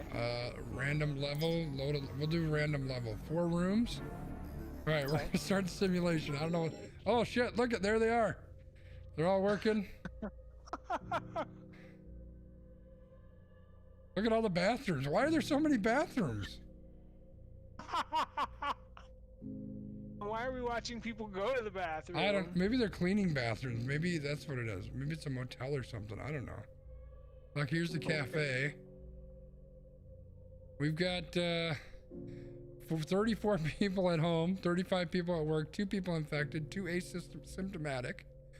What did I just walk to? Rich, this is the COVID simulator. We're gonna see how long it takes for our company to die. 69 employees, 52 wearing masks. We have no one dead, so that's good. No one's anti-vax, no one's pro-vax. We need to speed this up. How can I change the speed? Let's do the speed. Oh yeah, there we go. Let's do 10x. We still only have 2 infected. So that's good. These guys are working on their computers. Can I click on them? Oh, this is an African-American male. He's 25. He's average health, not vaccinated. Uh-oh. Uh-oh. Let's check this guy here. This is a she. 34-year-old Caucasian female, average health. Wearing a cloth mask. And a girl. All right. We're still at 2 infected, so we're still good. You think it'll be quick, but then the game goes on for 2 years. But That's so good. And this is why Rich is here, ladies and gentlemen.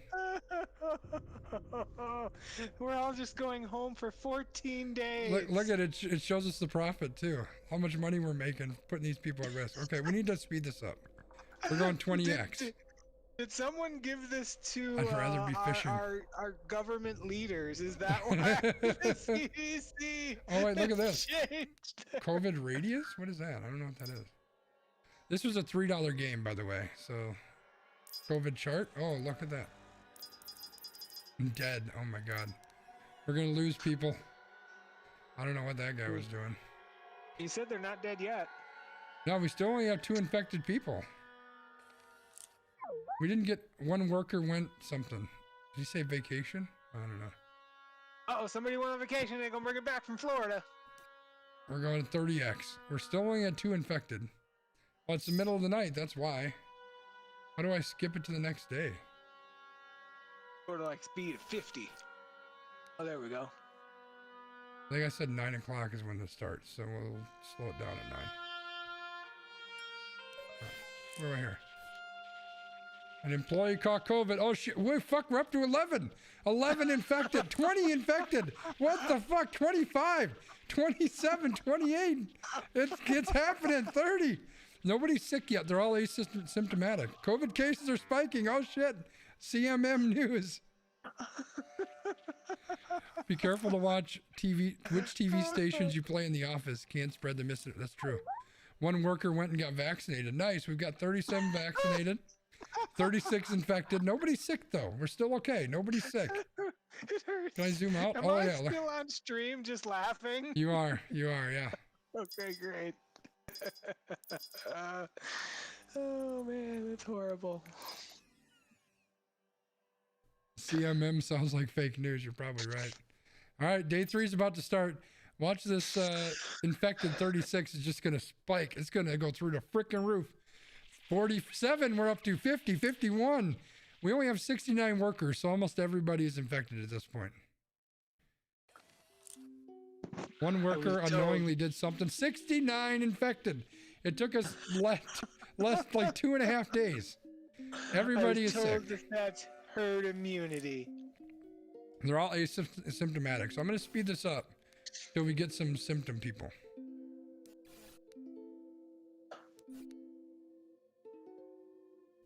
I don't think this is 200x. Oh, there we go. Now they're working. Everybody's already infected. Nobody's sick yet, though. Oh, day's over. On to day 5. Oh, shit. 3 people are mildly sick. Here we go, ladies and gentlemen. Our company is going to die. Did the mildly sick people come to work, though? That's a 3. Yeah, 3. Oh, we're at 5 people sick. I don't know if I can find out who the sick people are. Let's slow it down and see. Maybe you can click on like the word sick. I don't know. Oh shit. Nope. Anti-vax, pro-vax.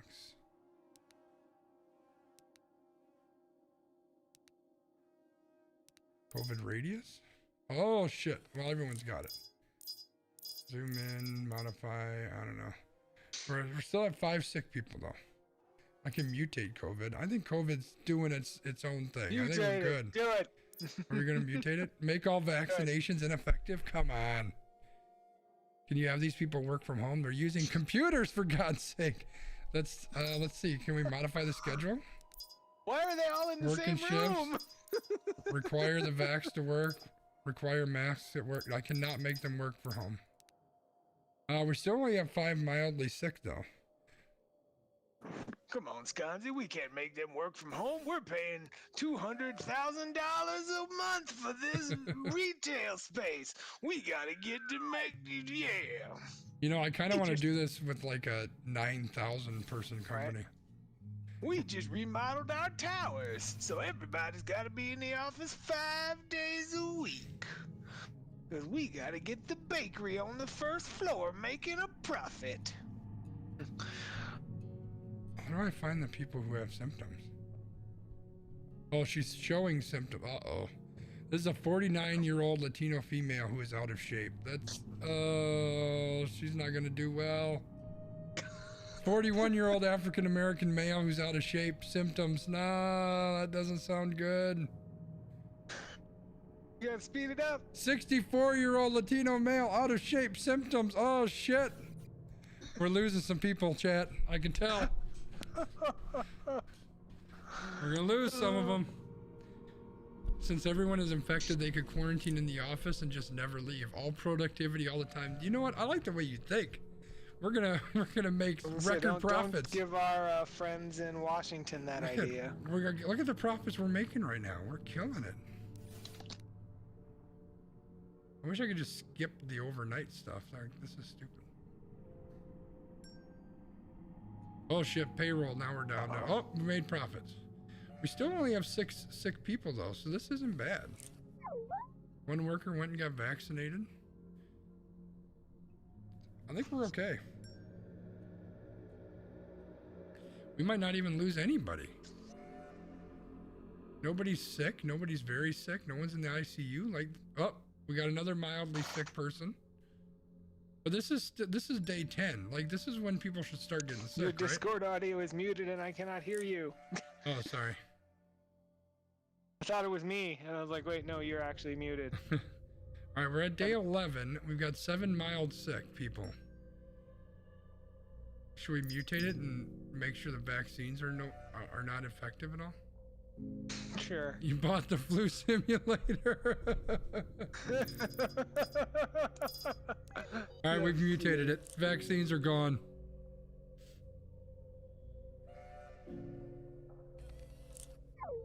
Oh, I don't know what that said.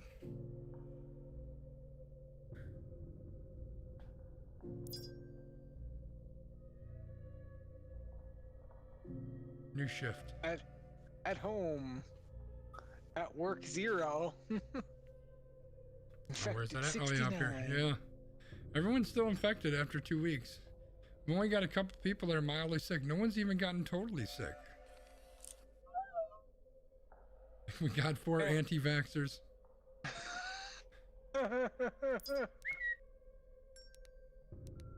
Hired some new people. We got 70 people now, I guess. 42 people are anti-vax. Holy shit. So we're the NFL? Is that what's happening here? I guess. My God. Actually, that's more like Major League Baseball, probably. Like 68 people out of 70 are anti-vax. Wow. 8 people are mildly sick. 69 people are anti-vax. 1 person's vaccinated. Why did you put Joe Rogan on everyone's computer as required listening? Achievement, just the flu, bro. I got 100% of my workers to be anti-vax.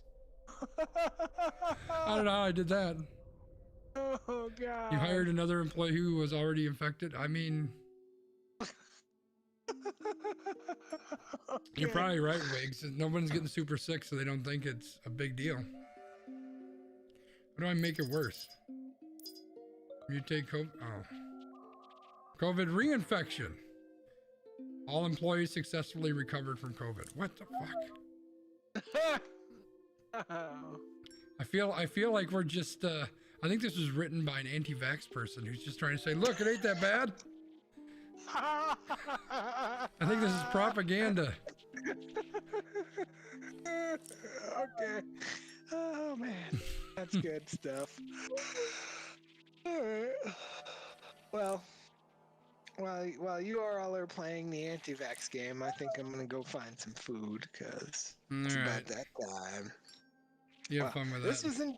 this was enjoyable though. I enjoyed the. Let me know if anyone actually dies, because that would be sad. But also, would you use the Ivan Drago? Oh wait, adding anti-vax sign, add a pro-vax sign. Oh yeah, let's do that. I don't know. I don't think anybody's dying. You had to select like the first version of COVID, because apparently like Omicron is just. I guess. I don't even know. Everybody's still got COVID, basically. Yep, everyone's affected. Nobody's sick. Welcome to America. Yeah. Oh, we got one person sick. One person is sick. You know, I think I want to play that other where you're the virus and you're trying to kill everybody. I think that would be more fun. Oh, 3 people are sick. Oh shit. It's happening. It's happening.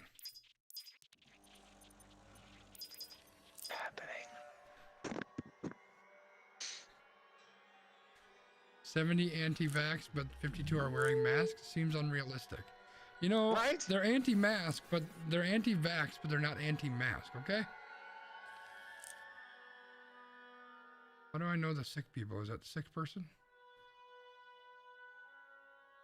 Wearing an N95 mask, not vaccinated. Okay, I can't. I gotta go. All right, B, have a good one, man. Later.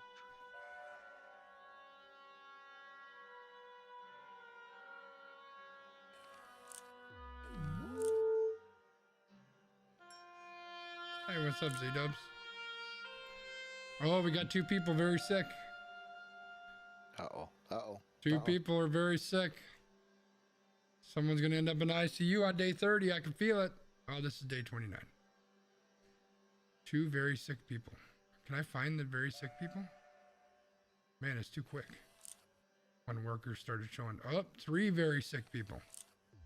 I'll be right back. Okay. All right, I'm just the green one maybe. Health malnourished, long COVID. Oh shit, that sucks, bro.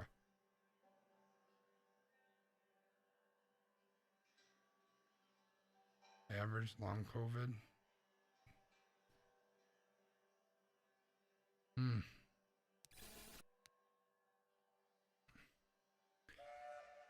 Look at the profits we're making though. Like almost like $8,000 in a month. How bad is killing 1% of the population anyway? I mean, you know. They've all had the virus for 30 days in a row. It mutated and now they get reinfected, I guess. I think that's what it said. We only have 1 vaccinated person.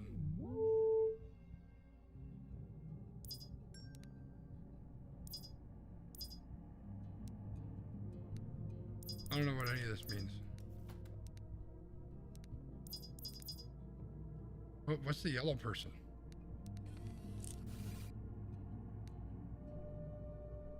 The red ones are very sick. There was a yellow person, but I don't know where they went.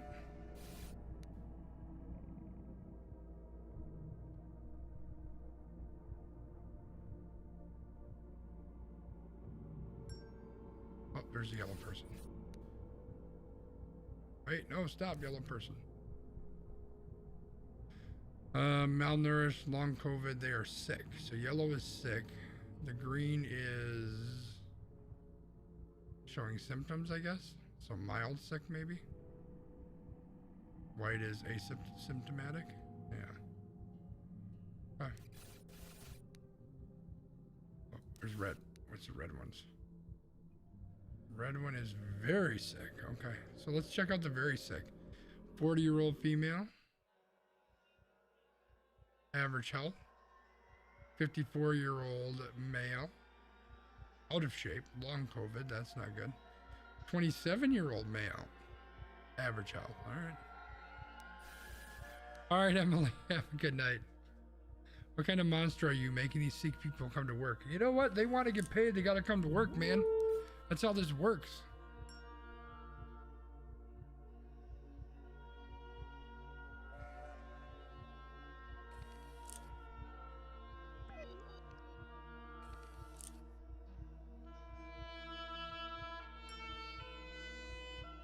They get sick time.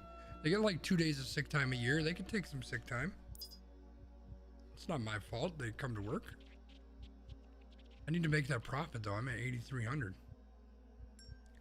This is nowhere near as exciting as I thought it would be. I thought people would die quicker. Which makes me sound horrible, but you know. Why are you paying payroll every day? That's a really good question. I think we need to modify the schedule. My only regret is that I caught COVID.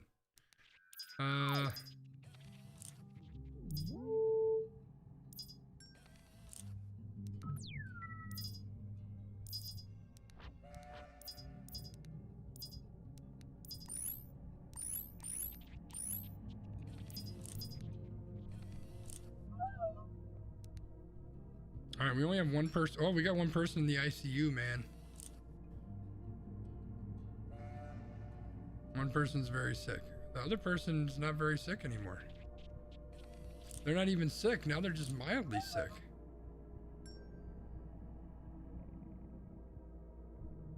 I swear this was made by an anti-vaxxer who wants to say, look, only one person in the ICU after a month. And he's out of the ICU.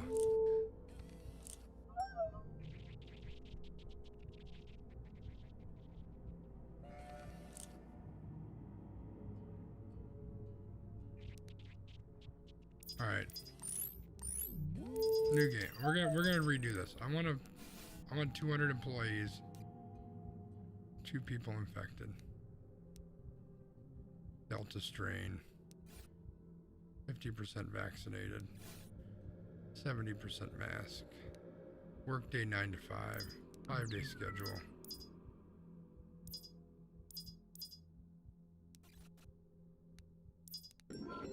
There we go.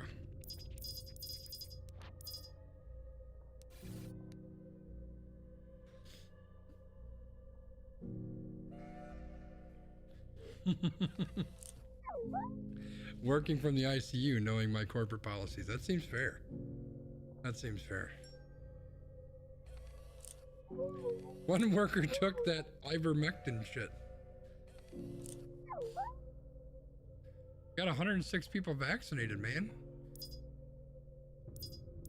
Can I put up a sign? Or how do I do the signs? I'm excited to share my COVID journey. Add a pro-vax sign. 6 workers went and got vaccinated. How many celebrities need to get vaccinated before you do? Oh man, I got people taking all that weird stuff. 2 people are mildly sick. We got nobody that's anti-vax, man. Almost the whole company is pro-vax. Is that another pro-vax sign?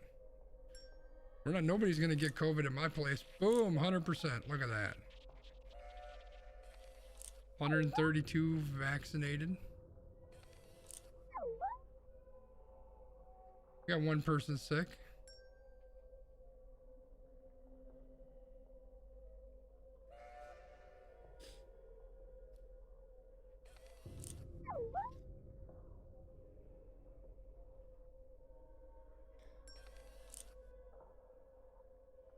We don't have a lot of people that are sick right now.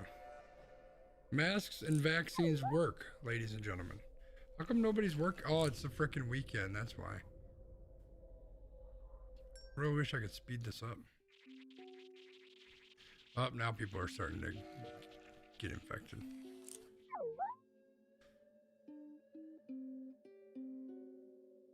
Should do a brew pub.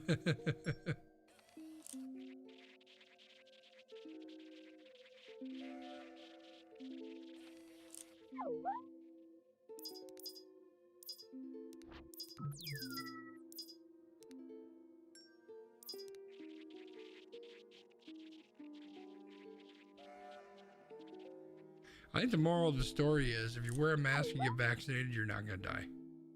At worst, you go to the ICU and you still put in your 9 to 5. That's not the worst thing that could happen.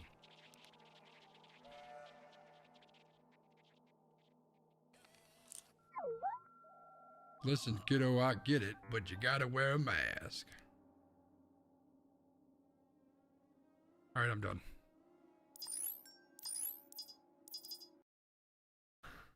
I think this is propaganda.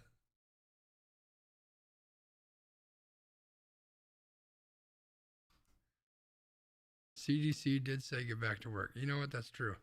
This says it was programmed with CDC data, so I don't know if that's true or not. Z-Dubs, what do you want to play, man? I don't know how long you're going to be hanging around. It's up to you. We can do whatever you want. Do you like? I don't want to start Raft without Mike because he hasn't played yet.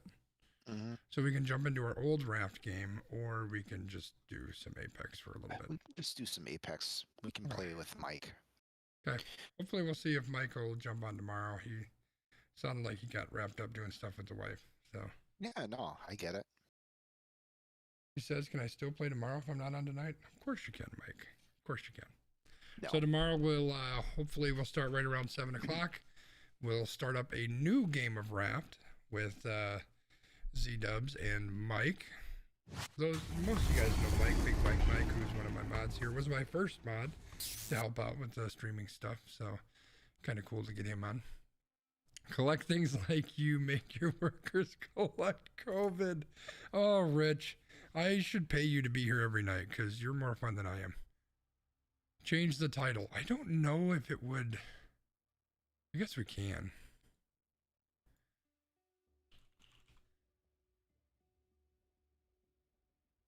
All right, should be updated.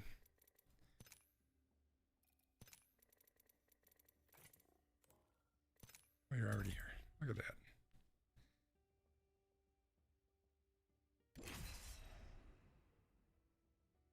It does make me want to play that other game, though. What's the game where you are the virus trying to destroy the world?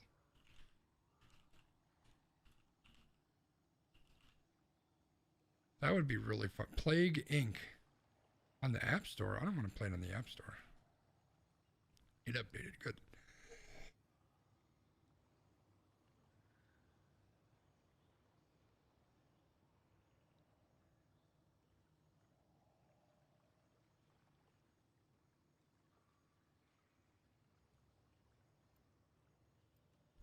It kind of is real life, isn't it?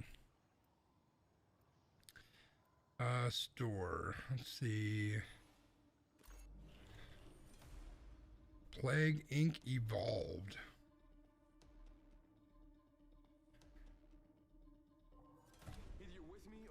Ooh, infect patients. Yes, dude. We're gonna play this game, chat. This would be so much fun.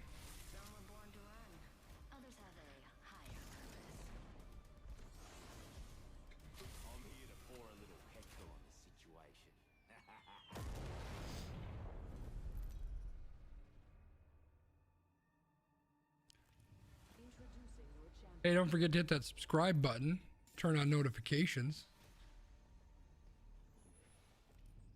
Yeah, I really want to get this game. So I'm gonna do it. We're gonna play this one soon, chat.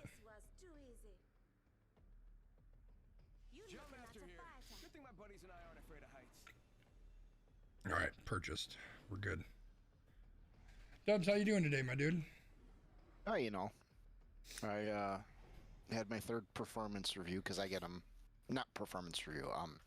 My third soup conference with my boss. So Oh, far, nice. so good. That's good. So he didn't have any concerns or feedback of a non-positive note. So Cool. yeah. So I don't know. Like I mentioned to you though, I'm just starting to get into the meat of like the auditing and stuff. So Right.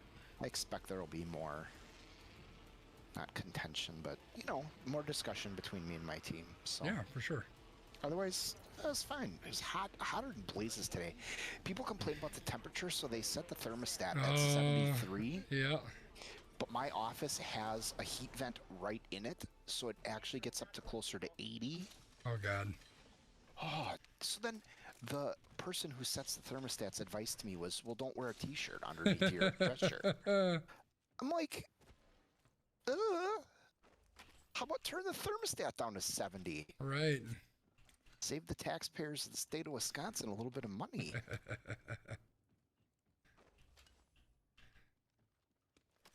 Yeah, it was always kind of a joke at the old office that whatever the temperature is like outside, dress for the opposite. Because if it's cold outside, it'll be super hot inside. And if it's hot outside, it'll be super cold inside. It's like, it's just ridiculous. The boss's feedback should have been, you should spend more time shooting and less time collecting. I think we need to get rich on Apex one of these days. I think that would be fun.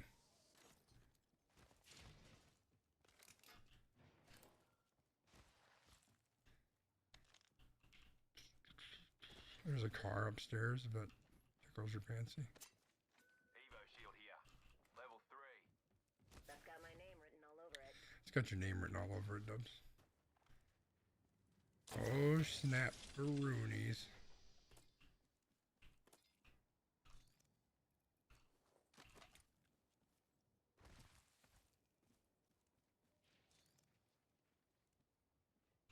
Ah.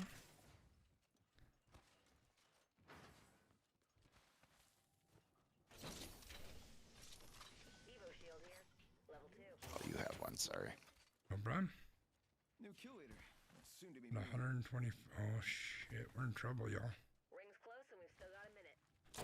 I have this great computer for gaming. Top of the line gaming machine. MacBook Air. Perfect. You could totally play this on a MacBook Air. Yikes. Just a sec. Crafting it up. Yeah, if he wants to melt his MacBook Air. 45 seconds. Got some crafting. I need to go find that Havoc that I dropped. I think it's back there. I guess that's the one thing I never understood about Apple is 30 just seconds. Rings how close. little regard they have for like that segment of the computer using population. Yeah, when I it think comes it's, to, like- they just kind of got left behind. Never really Well, pushed for that. Yeah, but I think part of it is they're so concerned with form over function. Well, I don't know that that's necessarily true, but I think that it's just, even when they started to get into that, they were so far behind the curve. Like in their latest devices, they tried to talk about gaming, but one of the biggest thing is that it has to be, like the software is important, and everything is written for Windows at this point. So even if you made a computer that can handle it, which they absolutely have, like there's no games that'll work on it, so Well, big deal. yeah, that's a part of it, but I don't know. I just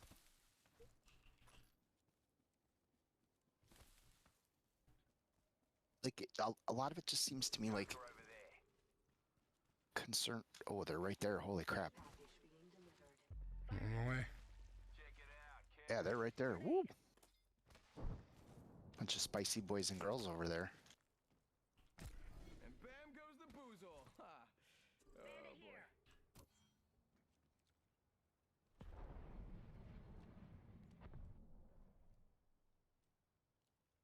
Where the hell did they go? They just land up? Oh, there they are. Okay. They didn't want any part of me. So I'd be scared of you too. I lit that first guy up. He's like, hell no, the C-dubs. You see a 301, let me know. That's the ultimate I'll think about it. collecting prize for Rich here. Oh well. Backpack here. Level 3. Oh.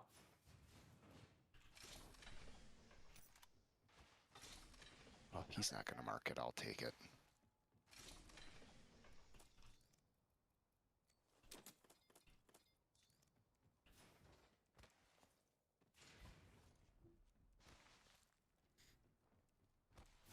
Sir. Longbow here. Helmet here. Level 2.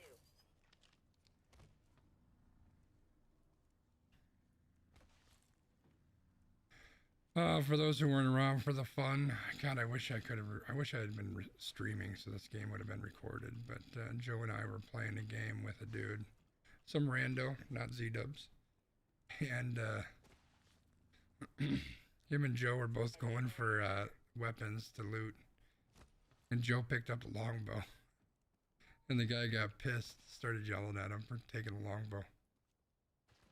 So so then I went back and I pinged the longbow for him, and then he's yelling at me. So I pinged the longbow again, and he's yelling at me. And I started pinging every weapon that I came across. He just kept yelling. It was pretty funny. I mean, I was trolling for sure, but it was pretty funny. So Excuse me. Oof. bless you. So now every time you run into a longbow, my puppy's got to get pinged. Really need a 301. Oh, that hurt my heart. So Well, not that my heart, but my chest. fingers are closed over here. Nothing I hate more than closed fingers. I'm gonna Open take 'em a up. look.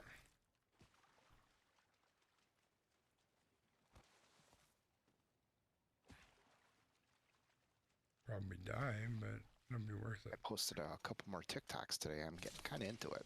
Yeah? Are you viral yet? No, I'll never be viral. I'm not that cool. I think you're that cool. Fox 3. Taking fire. Use some help here. Oh my god, really? We're over here getting Yep, I'm on my way. absolutely. There goes a boozle or something like that. Bandit here. They're pushing. My game is lagging really bad too. Frag out. Oops. They're pushing you. He's coming around that rock. They're hitting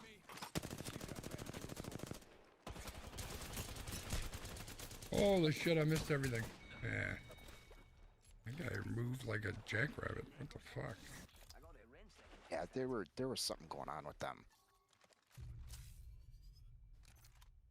Shield battery here.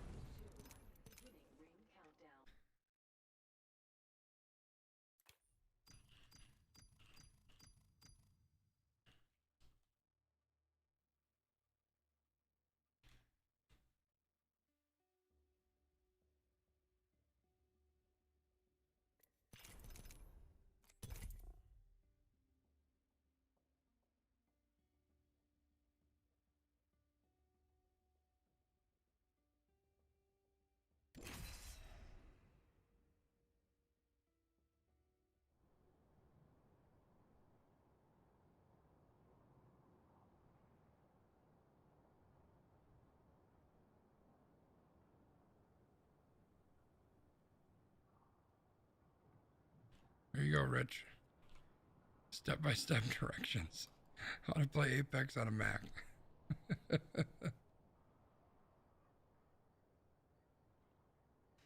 be even better if you, have to use the trackpad.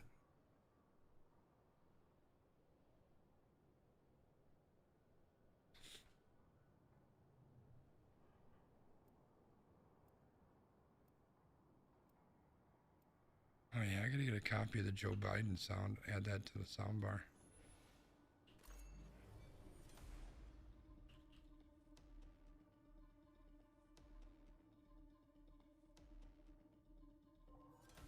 You know, I don't take myself too seriously. I don't take myself anywhere, really.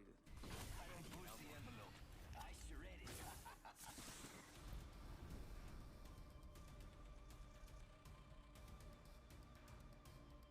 Never met a problem a dibutyl phthalate compound explosive couldn't.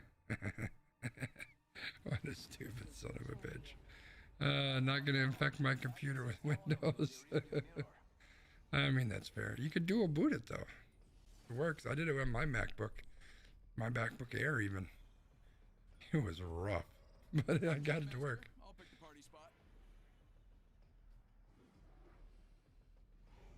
Just a thought, we could land here.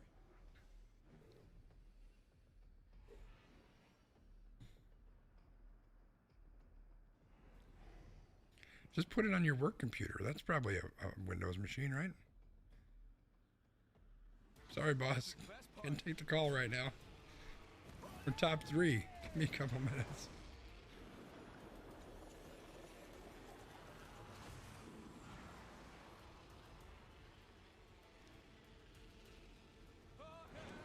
Work is a Mac too. Wow. God, I forgot how much I love that emote.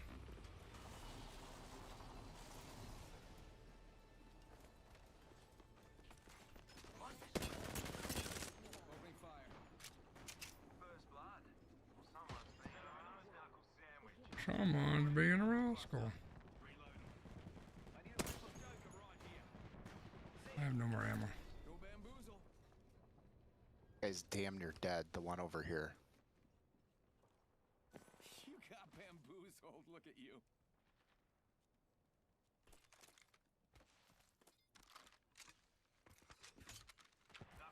Where did you go, Dubs? You're over there. Do you see any light ammo that you don't need? I still have only a Mozambique, so that's a thing. There's a thing in it.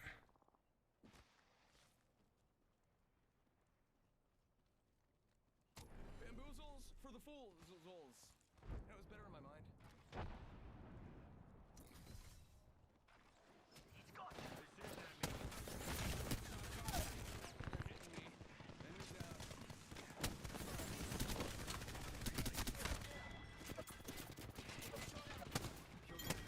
Nice. Well done. I need a weapon. You kill later out there. Wanna go get him. Another team coming. Sending out another me. Damn, he's good looking. You got bamboozled. Healing up. Using the decoy escape. Knocked one. I'm knocked. There's one outside. Dude, help our teammate. Damn it. She's one. You got bamboozled.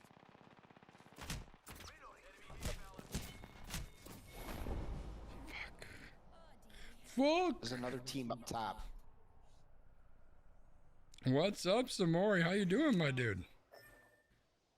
I had a devotion. Teammate was useless. This game is way cooler when you guys are blowing people up left and right. That's true. That is definitely true. Yeah, devotion was fun. I put in some work, but God, it's so rough because you pretty much have to just hold it down and keep firing. You can't stop.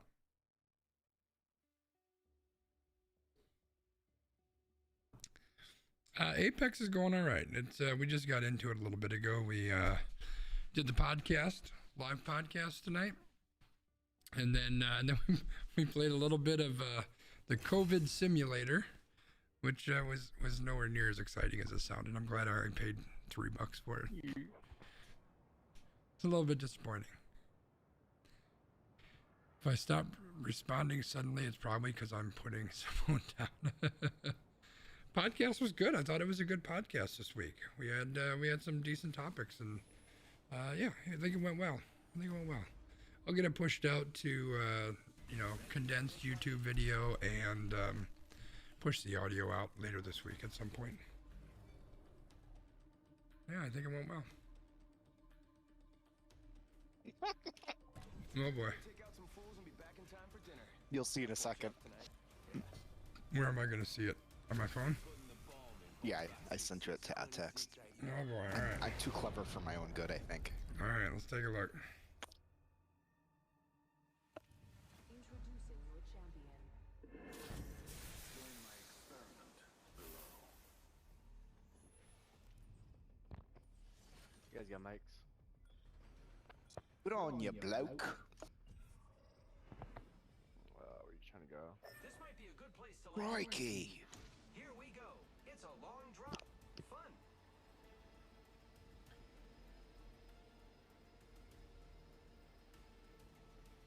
Z-Dubs, you're a funny man. You like that? That was good. I'm trying. I'm trying to be clever. Steam is tagged with Raft. Yeah, I didn't change that when I switched it over. I have not started playing God of War. I haven't picked it up yet. I've thought about it quite a bit, but I haven't gotten around to it. Seems very cool. I'm very, very interested. Flatline here. Is anybody else here? Do you know? I don't know about here, but there were teams relatively close. Extended heavy mag here. Level 3. I could use that. Only 3 hours in, but it's been amazing. You know, the little bit that I've seen, it looks freaking amazing. I'm very, very intrigued. But I don't know if I'm ready to drop $50 on the game just yet. Which game? God of War. Oh. Yeah, like for me, it's a situation where I have to be like 1,000,000% certain Yeah. before I'm willing to, you know, plop down $50 for a game, like you said. Yeah, it looks pretty legit. Like I'm super interested, but I don't know. It also just kind of looks like a hack and slash, which it almost can't be with all the reviews. Like everybody says it's absolutely amazing. It was a lot of places gave it a 10 out of 10 when it originally launched. So I suspect it's got to be more than that, but that's just all I see when I look at it.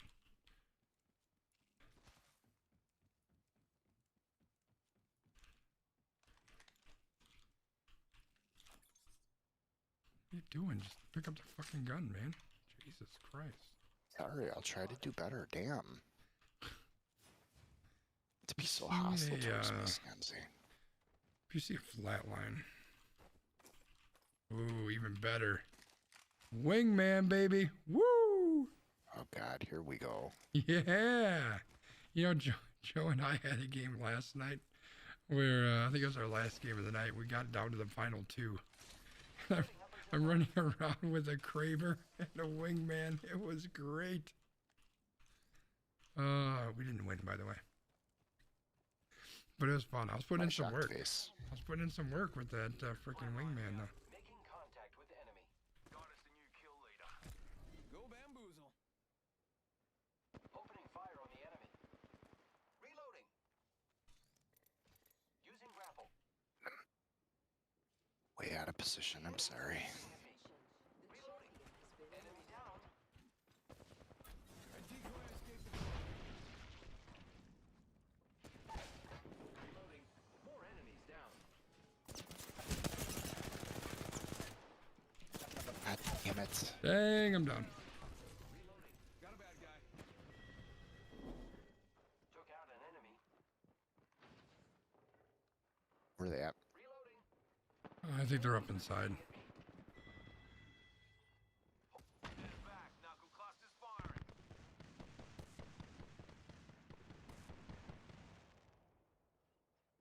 Every scar tells a story, mate. Giving my shields a recharge. Thanks, man. Worse. Repairing. A beautiful island full of delicious little critters to barbecue or get barbecued by. Maggie, you'd love this damn place. Hell, I reckon I love this damn place. I am repairing myself. Anybody have a big health? Oh, he does have a big health, baby. Got a big L. Yeah, you do. Yeah, you do.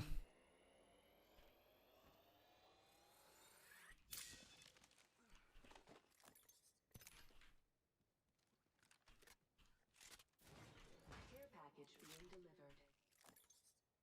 Incoming care package.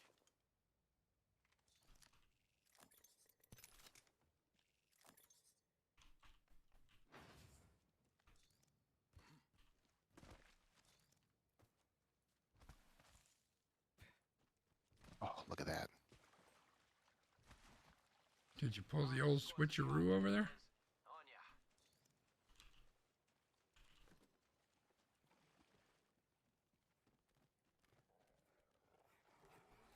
Ah, shit.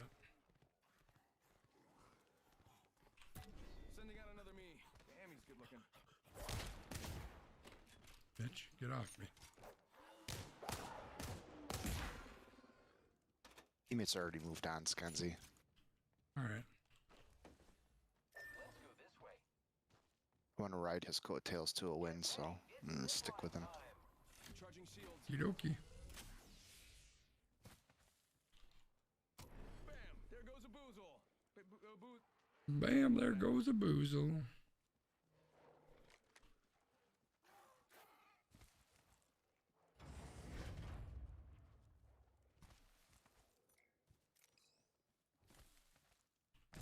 Faking him out with a decoy.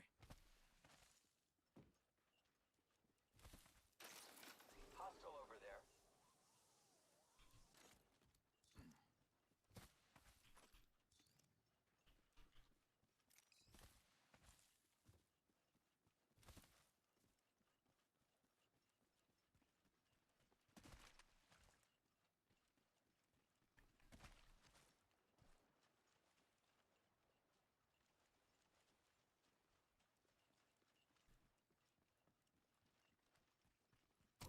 Get to bamboozling.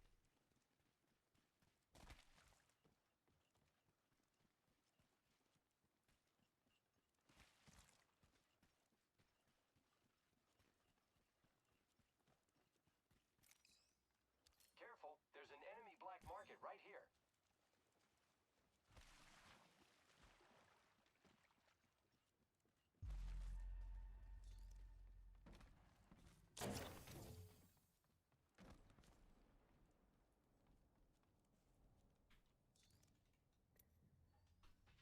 I'm crafting.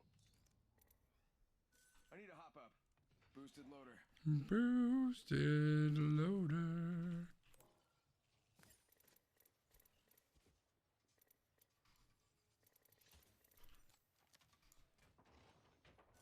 You got Hostiles got the eye on an bamboozled. enemy Look at you. nearby.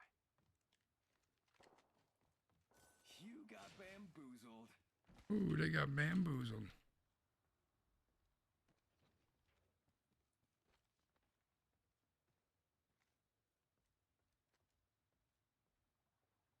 Target over there. Spotted one.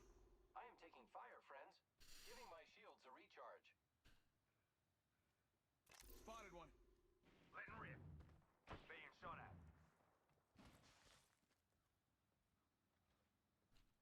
There, guys pushing that way. Juicing me shields.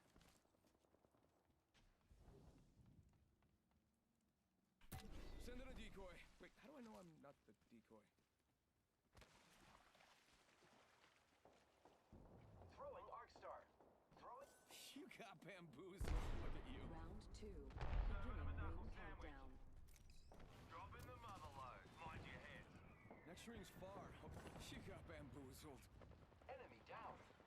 Reload. We should go this way. Reloading. Replicator on its way. I am taking fire, friends. Send in a decoy. Oh, wait, that one was done. Getting shot at. Knuckle cluster out.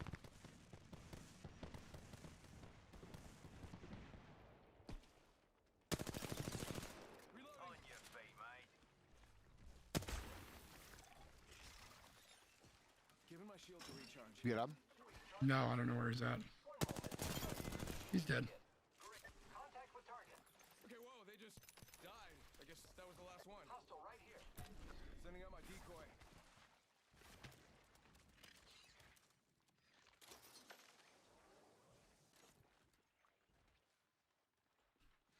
Let's explore this way.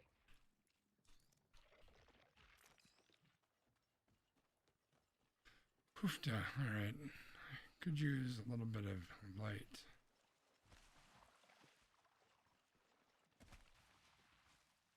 Probably should have looted those guys.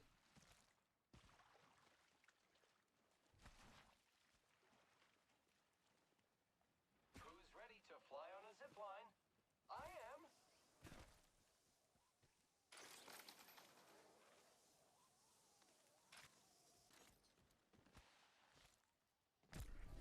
place needs a little more me.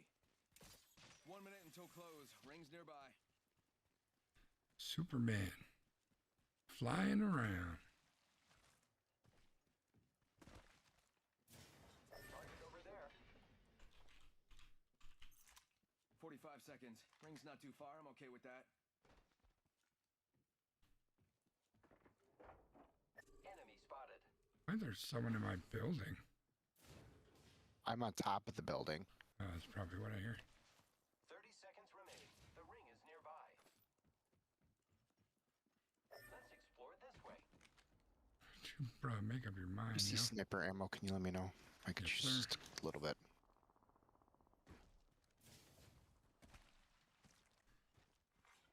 Attention.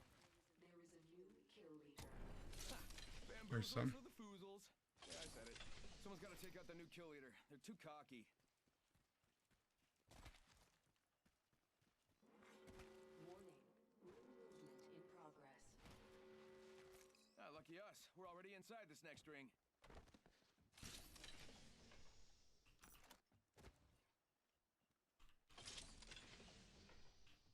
Enemy over there. Firing. Bro, what the hell? I am taking fire, friends. Delivering care package. More friends are coming to kill us. There's another squad. Income. I have been down. He's gonna disconnect immediately. You want to bet?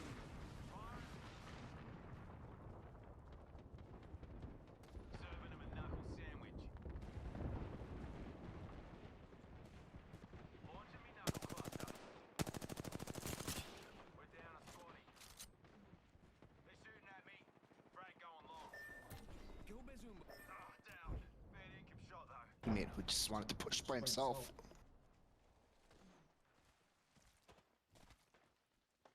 You got fam. I got everything under control. It's really stupid. You got fam. This is a Oh, look at you. Yeah. Yeah. teammate. Maybe not. Push by yourself.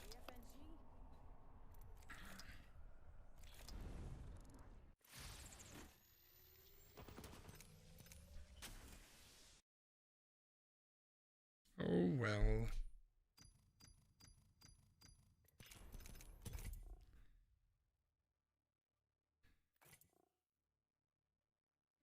So Samori, if you're still out there, what do you find so great about God of War? What are you enjoying so much about it?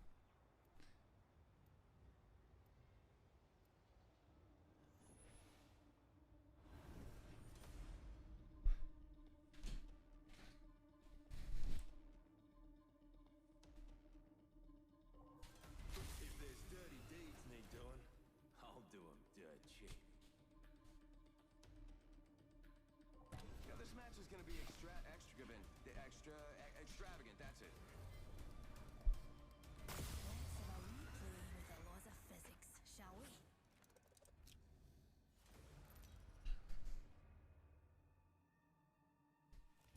This is your champion. I don't fear anything. Can you say the same? Looky here, I've mastered the jump. I'm Jump Master. Don't worry, kids. Fusey will catch you when you fall. Oh, I gotta change this.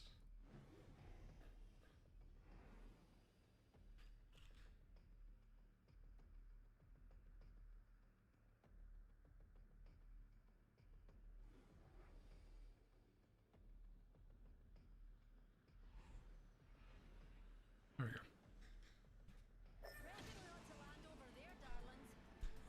To the back side of the fingers, to the palm as you would.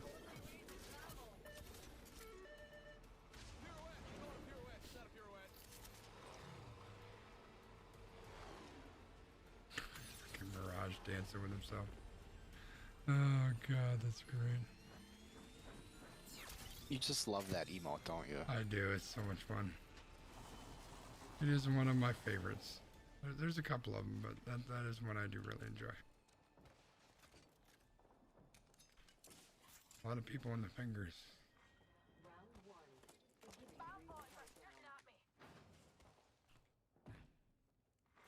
Attention. Bam! First blood. Bam. Guess I'm So you had me let a fella know. Yes, sir. Pulling the trigger. Reloading. Launching me knuckle cluster. My grenade out. Got him.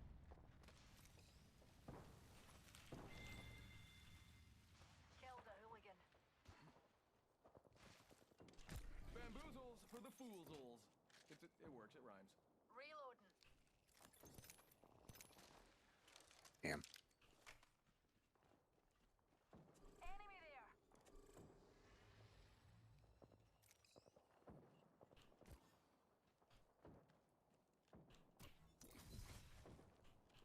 Firing. Reloading. Got him.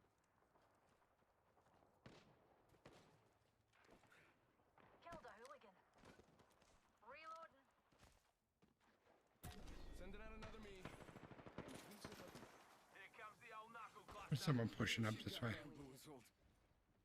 Knuckle cluster out. Watch my back, pals. There's a new kill leader. Being shot at. Longbow here. And we're shooting. Reloading. Enemy downed. Using the decoy escape. Enemy removed. Reloading. Attention. Shields The recharging. champion has been eliminated. That's some champion, huh?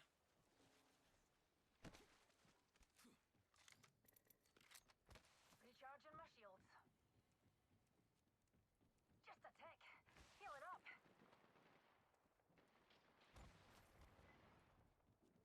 Pick me up's a coming. Launching me knuckle cluster. Are they up top? Yeah, she's getting her teammates banners. Healing up. I didn't see her come down. Enemy over there.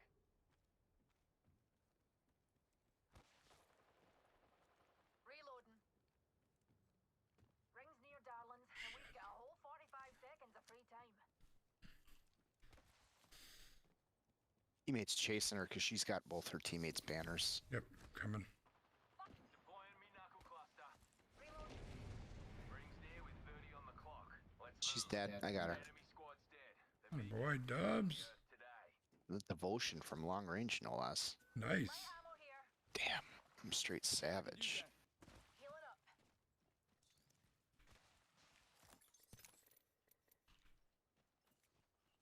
Tick tock, 10 seconds. At least the ring's Tick close. tock, you don't stop. Joker here. Send in a decoy. Wait, no, I'm not the decoy. Deploying me knuckle cluster. Pulling the trigger. Listen up, fellas. The ring's moving and we're on the wrong side of it. Teammates straight pushing. Yep. I'm following them. Fuck it. It's into the This place circle. needs a little more. We're vibing right now as a team.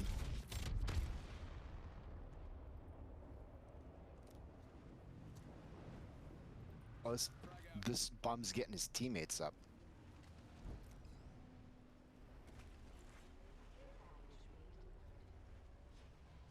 Check it out. Care package coming in.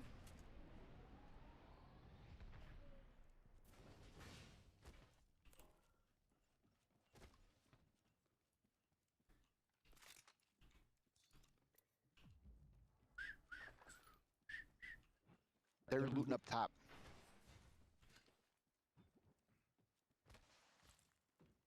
Spotted an enemy. Deploying me knuckle cluster. Sending out my decoy. Let me shield real quick. We're shooting. How about a wee pick me up? Wanna see my singularity? Hawkstar out. Being shot at. Grenade deployed. Sending out my decoy. Being shot at. Reloading. Took out a Joker. Stand back, I'm knuckle out of cluster energy firing. ammo. Kill that Joker. Recharging me shields. Poor bastard. His teammates just revived him and left him there to die.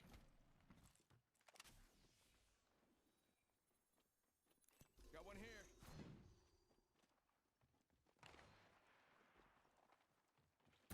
Bam to the bam. I'm running out of ideas. Another bloody squad's attacking us. The team behind us as well.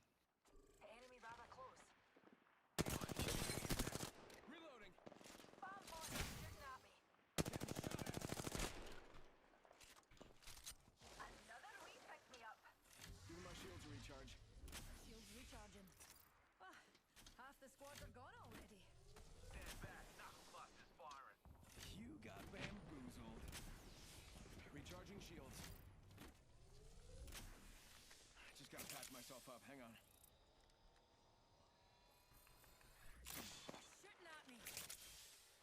Shields How recharging. about this way? What do you say we move here? Dudes to the rescue.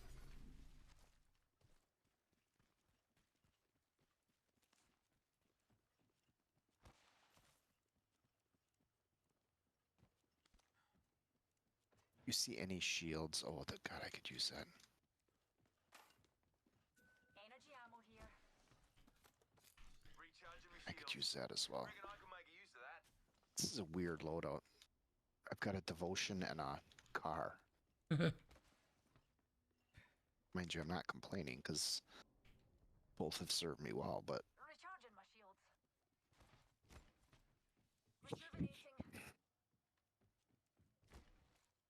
I'm running the 301 and the gun that shall not be named. Got one spotted.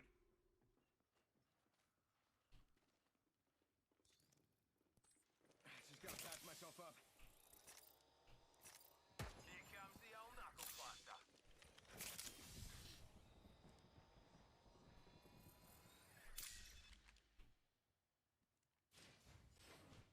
That'd be an enemy, fellas.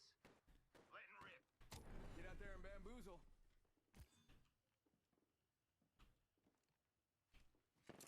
They're shooting at me. Reloading. Recharging. You got bamboozled. Joker there. there's two teams down there. There's two teams down there. There's a team further back too. Let's just push up. How about this way? Attention. They're shooting at me. Replicator. Getting shot at. Bastards. Replicator into an orbit, dearies. Launching me knuckle cluster. Oh, that sucked. That's not at all what I was trying to do. Recharge. One of those oops, I did it again things. Yep, I feel ya. Shields recharging. Go out and bamboozle him.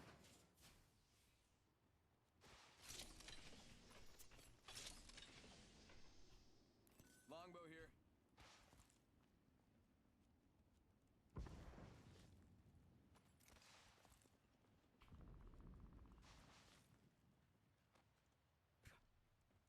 How about this way? Stand back. Knuckle cluster's firing. Bam goes the boozle. There are people here, Where? right on me. Got me eye on an enemy nearby.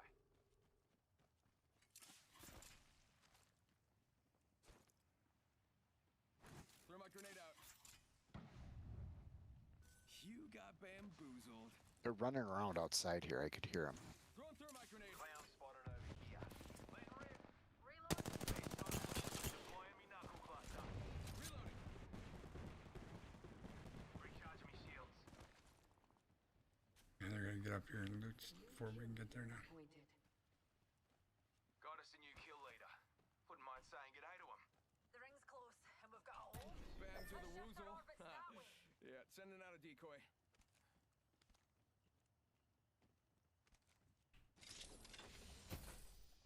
Ring's closing in 45. You see heavy ammo you don't need, or a mag. A little bit on me. Actually, I probably did need that.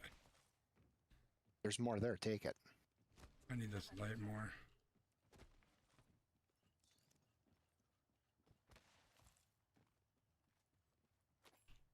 Thank you. There's a new jet.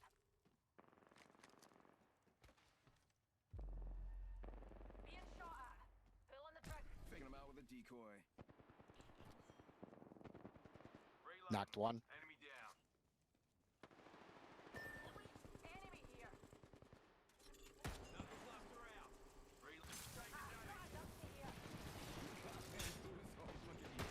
Here comes the old knuckle. Get wrecked. Lads, we're inside the ring. New kill leader out there. What a go-getter.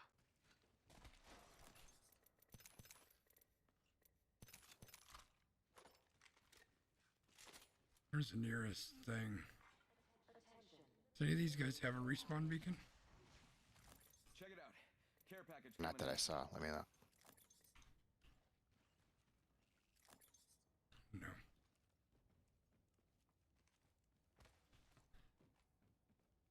Where's the nearest one? Either we go all the way to the back door that we like to go to, or we go to the other side. Which one do you think? That one? Yeah. Okay.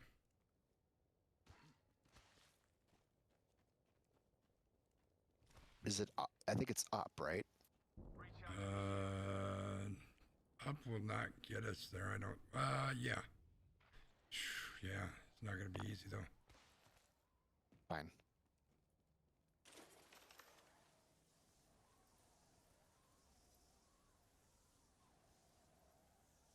Knuckle cluster out.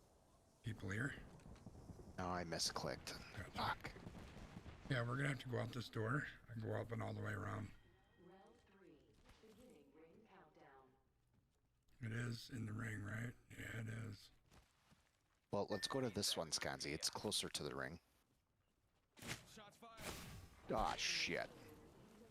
Troops to the rescue. Joker's shooting at me. Recharging shields. Overload incoming. Guy's about to fall, lads.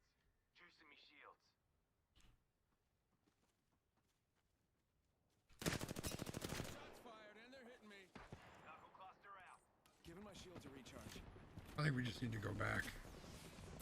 Bam goes the boozle. What? Let's just head back.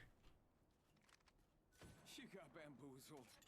Serving him a knuckle sandwich. Not a 600 damage knuckle cluster, but Through my grenade. Hey now, another squad coming. Behind us now too. Shooting at me. Oh, down. Spending chip shot though. Shit. Well, that didn't work out.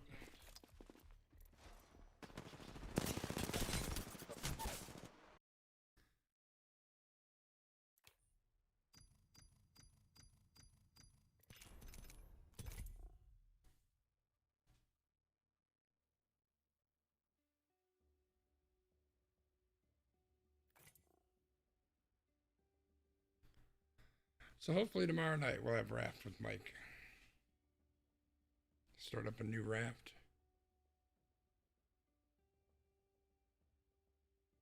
Should be fun. Did I tell you that I started playing Saints Row 3 this weekend? you did. I Man, wish I could play that with you. so much. I mean, you can if you pick it up on PC. I have it, but remember that's the game that makes me motion sick. Oh, is it? I thought that was DayZ. Did Saints Row do that too? Saints Row did it too. Ah, it sucks. But we could scratch that itch by playing GTA 5. Close, yeah. Oh, we could still scratch that criminal itch. I just love the outrageousness of Saints Row. It's just so stupid and over the top. I Oh, love trust it. me, we could be outrageous on GTA 5. I've got a garage full of cars. Yeah, I could probably give that a go. I'm sure. I think I've got that somewhere. All right, let's do this. It'll be fun. If not, well, you know, we all make bad choices. Of course, we have a new season of Apex starting in 2 days. Oh, it starts this week? Yeah, on Thursday. I think Joe's gonna be on for a long night. His wife's out of town. Kids are gonna be with aunt or something. I might so- take a vacation day then. Yeah. I have to check my schedule and see what I've got, because... Oh, no, I can't. God damn it. It's actually not a bad idea. I should look and see what Friday looks like. Maybe I'll just pull a really late night Thursday night. Of course, the other thing is too is that half the time it doesn't work right. Servers are Yeah. dead or whatever. But Yeah. all shit is my jump master. I was sitting here trying to clean off my mouse because there was like some dust or something on there, and Cool. I launched Cool, this. cool. Well, we could go there. Looks like there's a team going here. No, this guy's going here. Sorry, I totally didn't mean to drop us there. Yeah, let's hit this place and then maybe slide up the thing right away.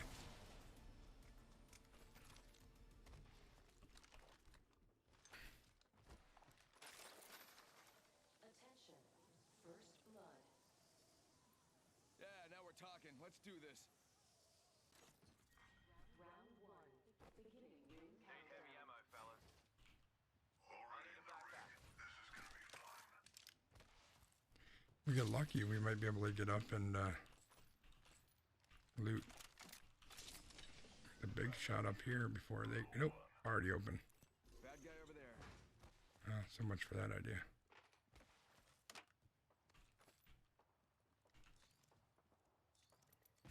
That's not in the circle, anyways. Yeah.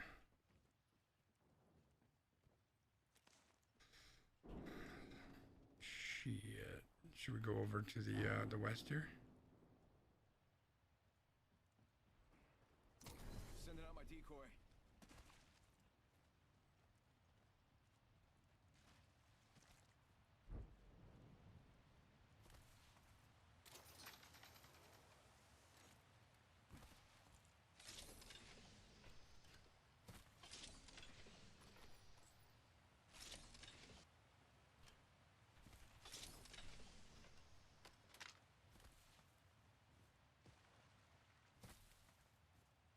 So you play GTA online? Yeah. Let's check it Stuff's over open there. over here. Yeah, I like it. It scratches that itch because sometimes I don't like to. Sometimes I don't want to follow the rules. You know, Yeah, yeah. get a little funky. Enemy here. Hold on to your asses. Bam to the target spotted.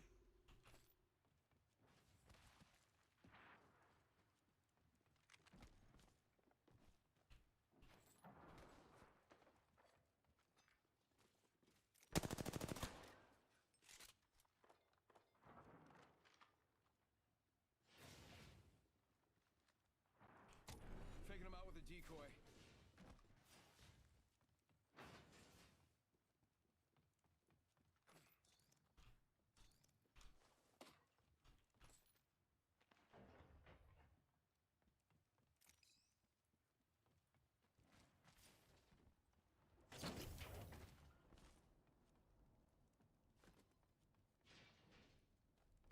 Bam to the woozle. Sending out a decoy. I think they left.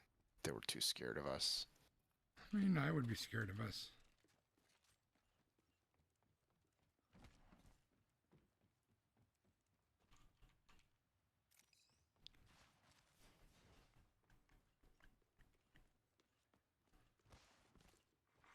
Attention. There is a new kill leader. Got us a new kill leader. Wouldn't mind saying g'day to him. Wouldn't mind saying good day to him. Warning. In progress. Yeah, they Alright, didn't let's even drink. finish I looting. smell victory. And it smells kind of like bam, there goes a boom, or something like that. I didn't. Okay. Crafting. Hang Need on. heavy ammo, fellas. I'm gonna take one, but there's a heavy ammo here. Ammo here.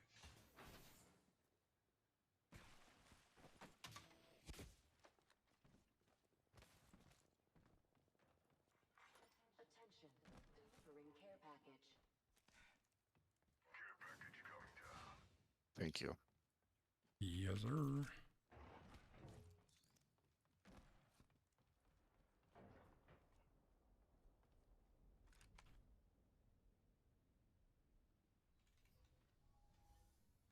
Hang on a tick, I'm crafting.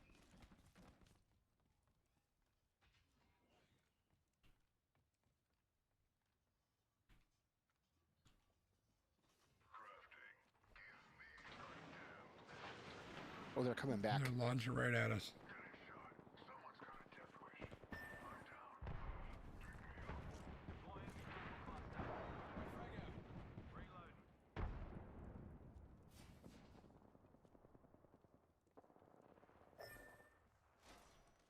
Using the decoy escape. They're shooting at me. Knocked one. Bamboozled. Look at you. Juicing me shit. Getting shot at. You got bamboozled. You got bamboozled. Look at you. I think this place needs a little more me. Yeah. You got bamboozled. You got bamboozled. Sure, there's someone behind us.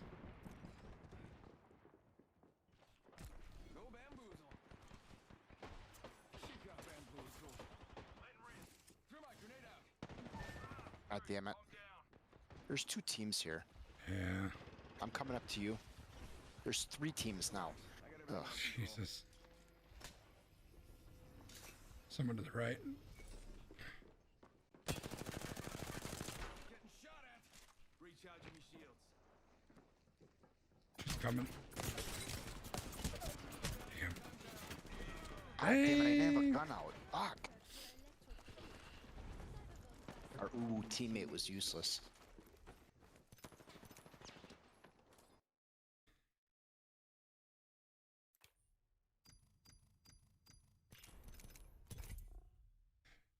Let's take a look, see what tomorrow looks like. Oh, tomorrow's a good day. Yeah, what does Friday look like?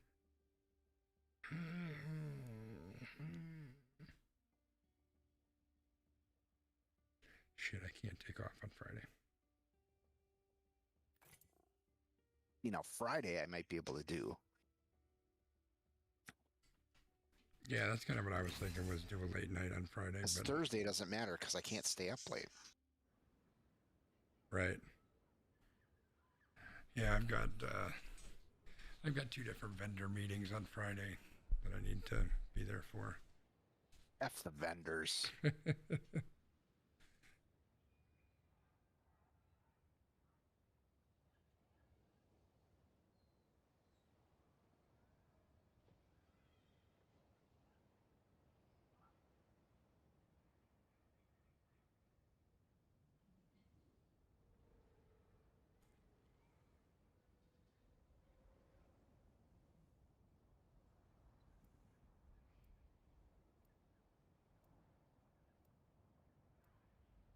You know, ever since you like shot your gun on accident and you said, "Oops, I did it again." You're such a dick. It was not accidental. No, but I'm over here singing that song. I'm dancing and shit. And I'm like, no, I don't want that stuck in my head. Oh, my God. Okay, I'm gonna be honest. I am afraid. I'm really afraid. Now, you know what I'm thinking of now? What? Steve Urkel. Did I do that?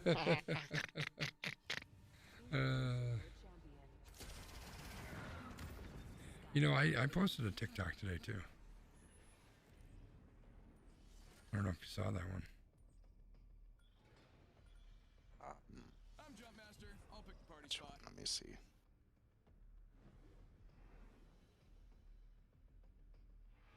You did, because you liked it. Yeah, was it the 2022 one? Yeah. Yeah, I thought you had posted that earlier. I posted it this morning, this afternoon, something like that. Cigars, yeah, like you're gonna give up cigars. I was thinking to myself, that's almost as ridiculous as mine. What was yours? Get married. Oh, congratulations. When's the wedding? I mean, my comment was, I'm already married, so mission accomplished. Is that a team? No, right that's behind us. yeah, that's a team right there. Yep. I'm gonna psych them out. They're not gonna know those are decoys.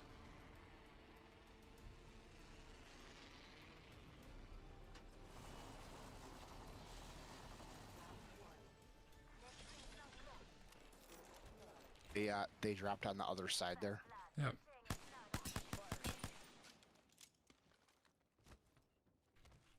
And bam goes the boozle. Ha.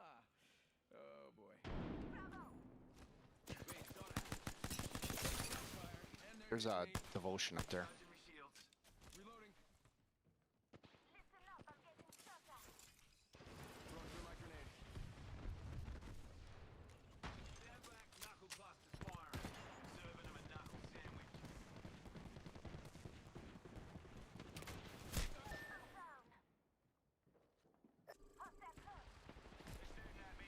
Yeah, I think this place You hit that fucking guy once. I hit her a bunch of times that time. Suck it with the P22 up There's one right your here. ass. She's fixing her shield. She's right. Yep. Now she's. Yeah. Send in a decoy. Wait. She's not. Yeah. Oh, now she's boozled by the boozles. Nice. Where's the last one? Took down another. I don't think the last one is here. Get the lifeline up first. Mirage here to save the day. Then she can get me up. Then we can smoke the teammate when the teammate comes back. I think I Oh, heard he's the back. teammate. Bam to the woozle.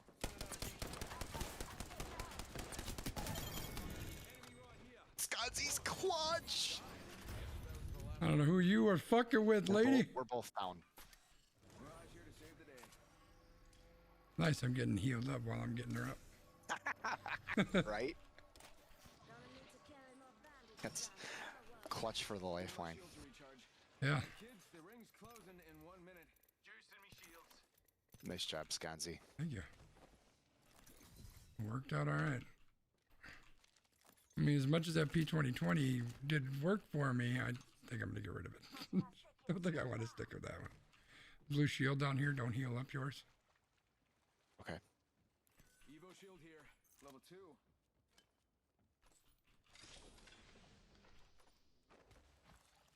Oh, and there's a rampage. Oh, yeah. That's what I'm running. That's what I did all my work better with. and better.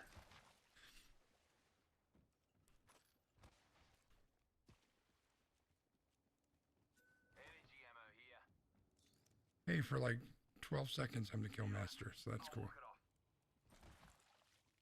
Nice job, man. 10 seconds. Thanks. You put in some heavy work on that. This is the one game, you know? And then it'll be another 12 and a half weeks before I have another good game. Devotion here. I still don't have a backpack. Give me a sec.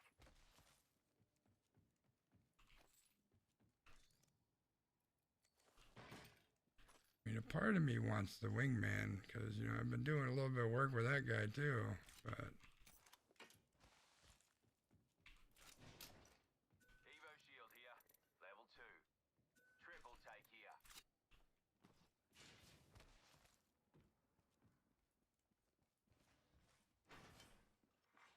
Attention. Delivering care package. Got a secure package coming in. Champion's gone. Guess they'll give the title to any old joker.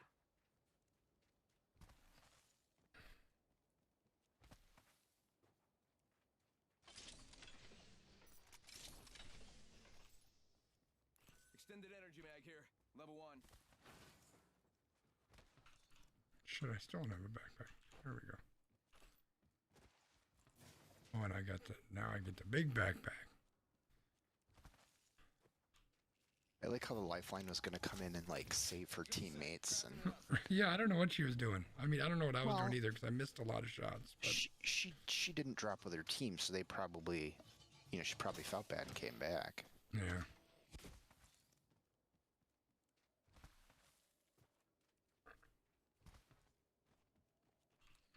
Car SMG here.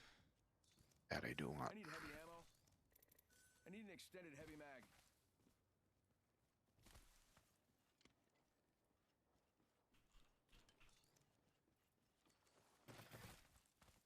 Let's explore this way.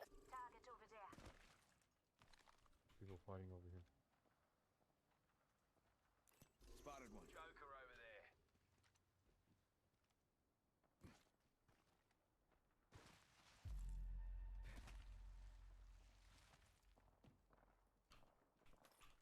Might be something good this way.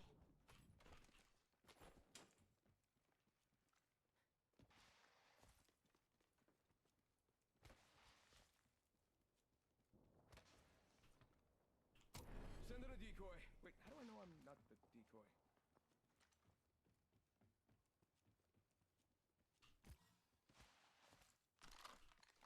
We ought to go here.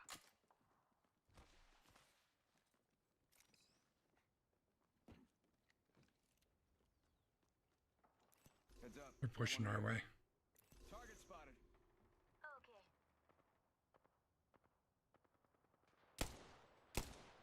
Opening fire.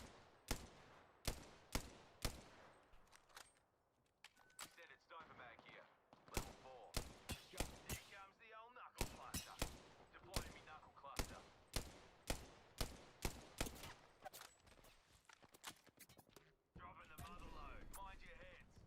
sending out my decoy. You got bamboozled. Toots o'clock. Contact. Attention. There is a new kill leader. Hey, someone's got to take out that new kill leader. They're too cocky. Shooting a thermite. I'm spotted. Taking fire. Shooting for the thermite. Reloading. Thermite going long. Do you have an extra thermite? I do. Thank you. I've got some hits on me. Help on if you need it. After squad net. Heads up, got one here.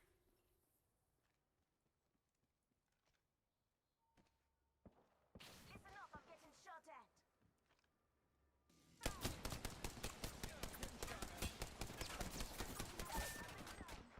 Reloading. Flaming knuckle All right, just cluster. relax. I got everything. Serving them a knuckle sandwich. Reloading. Round 2. Reloading. Ring countdown. Recharging shields. Firing. Taking damage. Bam to the woozle. Yeah, sending out a decoy. Recharging me shields. I say we go to the center. Come on, say hello.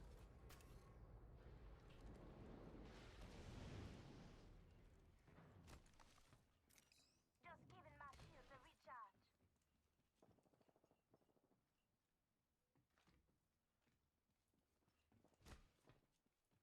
There's shots off towards the west too. Maybe in Jurassic though.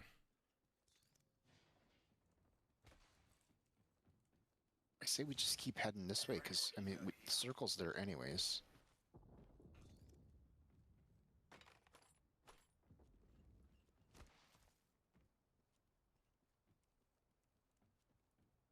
In fact, the corner of this building gets us into the circle. Sending out my decoy.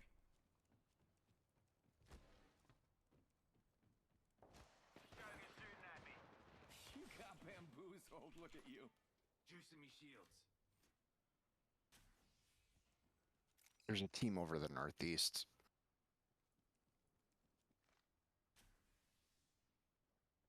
Where's our teammate?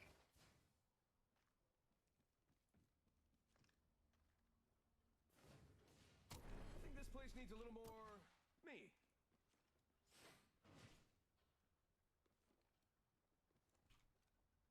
One minute until close. Rings nearby.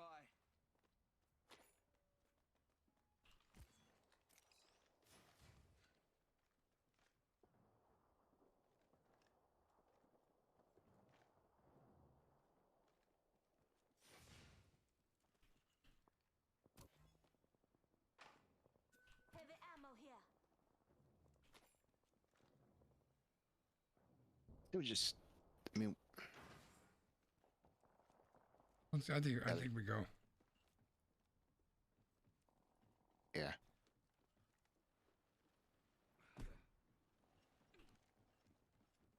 This gets us in the circle. We can move up to those buildings on the right. Yeah. Bam goes the boozle.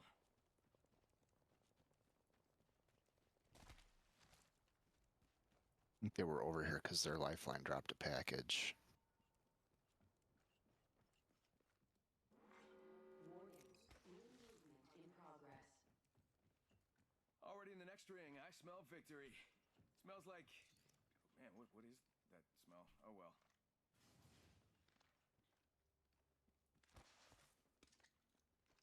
Care package over there. Worth a look-see.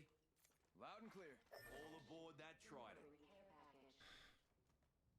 Got us a care package coming in. My back is just, oh.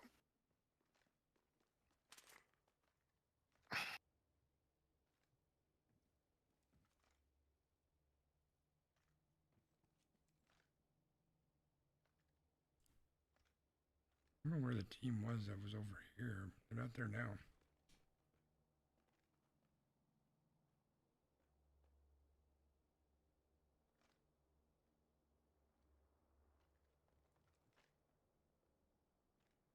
I feel like there's going to be a bunch of teams pushing from Jurassic.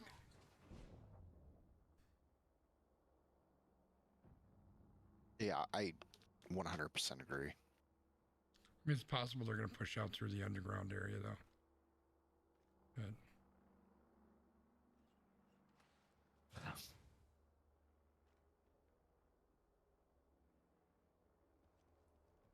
I'm gonna go see what's over here by our teammate. Round 3. Beginning ring countdown.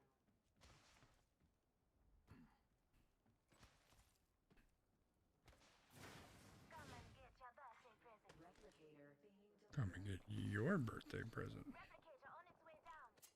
That definitely sounds like it's Jurassic-ish.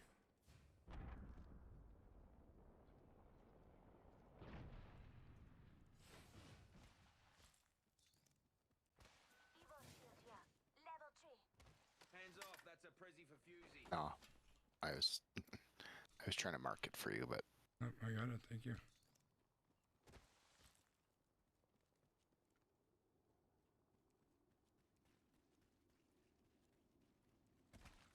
Might just gonna be my last game, Dubs. My head's starting to go off on me a little bit. yeah, no worries. It's 10 o'clock. It'll probably be my last one anyways. No worries. I had to throw one at him. It's a long shot for a rampage, but I had to try. Ooh. He's got a better gun. I mean, he missed all the shots, but Rings it's a better close. gun. 1 more minute. Got it. Launching me knuckle cluster. Send in a decoy. Okay, wait. How do I know that I'm not the decoy? All right, this is dream within a dream stuff. Rings close. 45 seconds.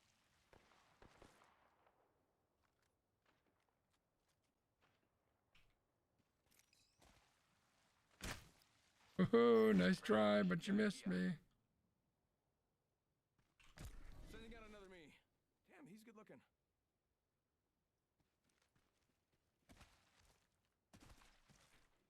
Spot on. You got bamboozled. You got bamboozled. Are we pushing off left? I guess that's where you're going, so I'm gonna follow you. Might be something good there. Shots fired. And I just figured it gives us some cover. lucky us. I'm gonna go up top. Next ring. Listen up, I'm getting shot at. Delivered. Bam to the bam. I'm running out of ideas. Recharging my shield. Extended heavy mag here. Level 2. Recharging shields.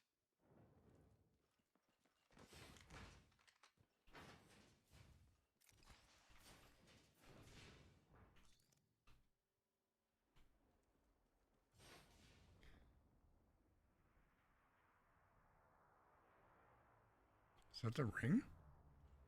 Grav cannon right here. Spotted an enemy. Launching me knuckle cluster. Firing.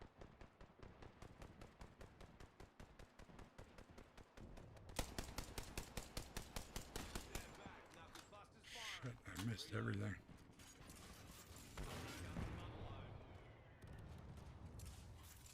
Drongo over there. Archer out. Frag out. He's dead. Nice. Where's our guy? Is he around here somewhere? Oh, there he is. Somebody that's going to be pushing from the fingers had a sniper. We got to be wary of that. Shit, they're getting somebody up right over here.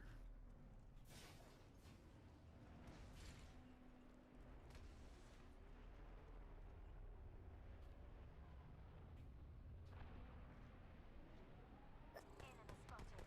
Firing. Getting shot at. They're shooting at me. Launching me knuckle cluster. Recharging me shields. Rings close. 1 more minute. Spotted.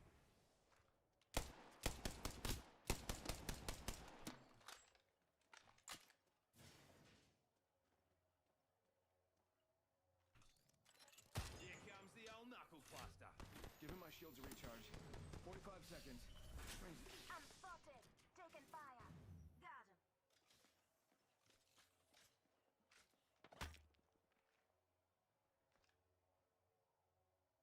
him. Pay attention, gang. Not far from the ring. We got 30 seconds left. We should think about moving. We got 22 seconds. I already am. Enemy spotted. Ha!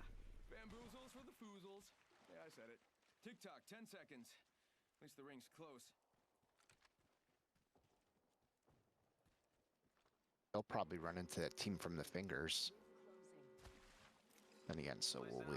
Right. Bam! There goes a boozle. Something like that.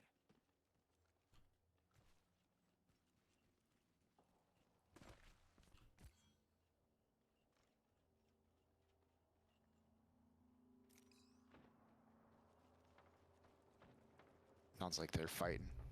Sending out my decoy. She got bamboozled. Stand back, knuckle club. Being shot at.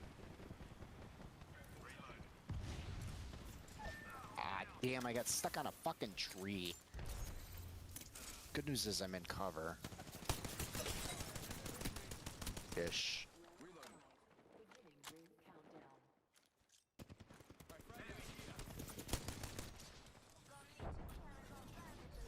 There's a team behind us, or at least part of that team.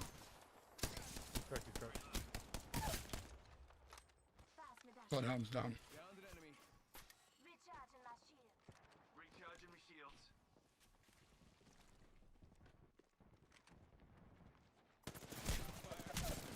Shit. Hostile right here, right in front of me. Recharging.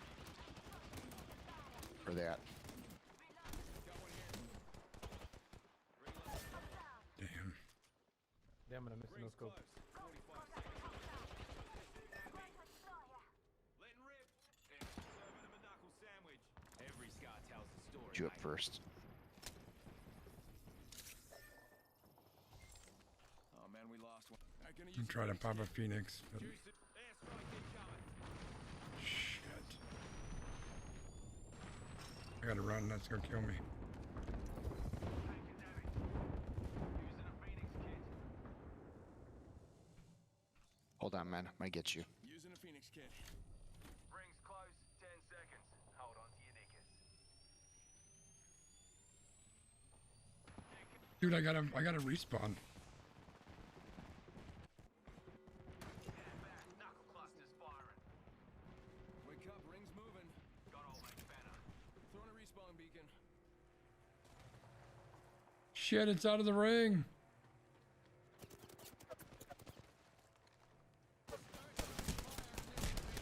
Being shot at. Let rip. Bugger. I'm down. I knocked one. Shit. Ah, damn. Most of the time, one is better than the other. And both of me Well, we got close.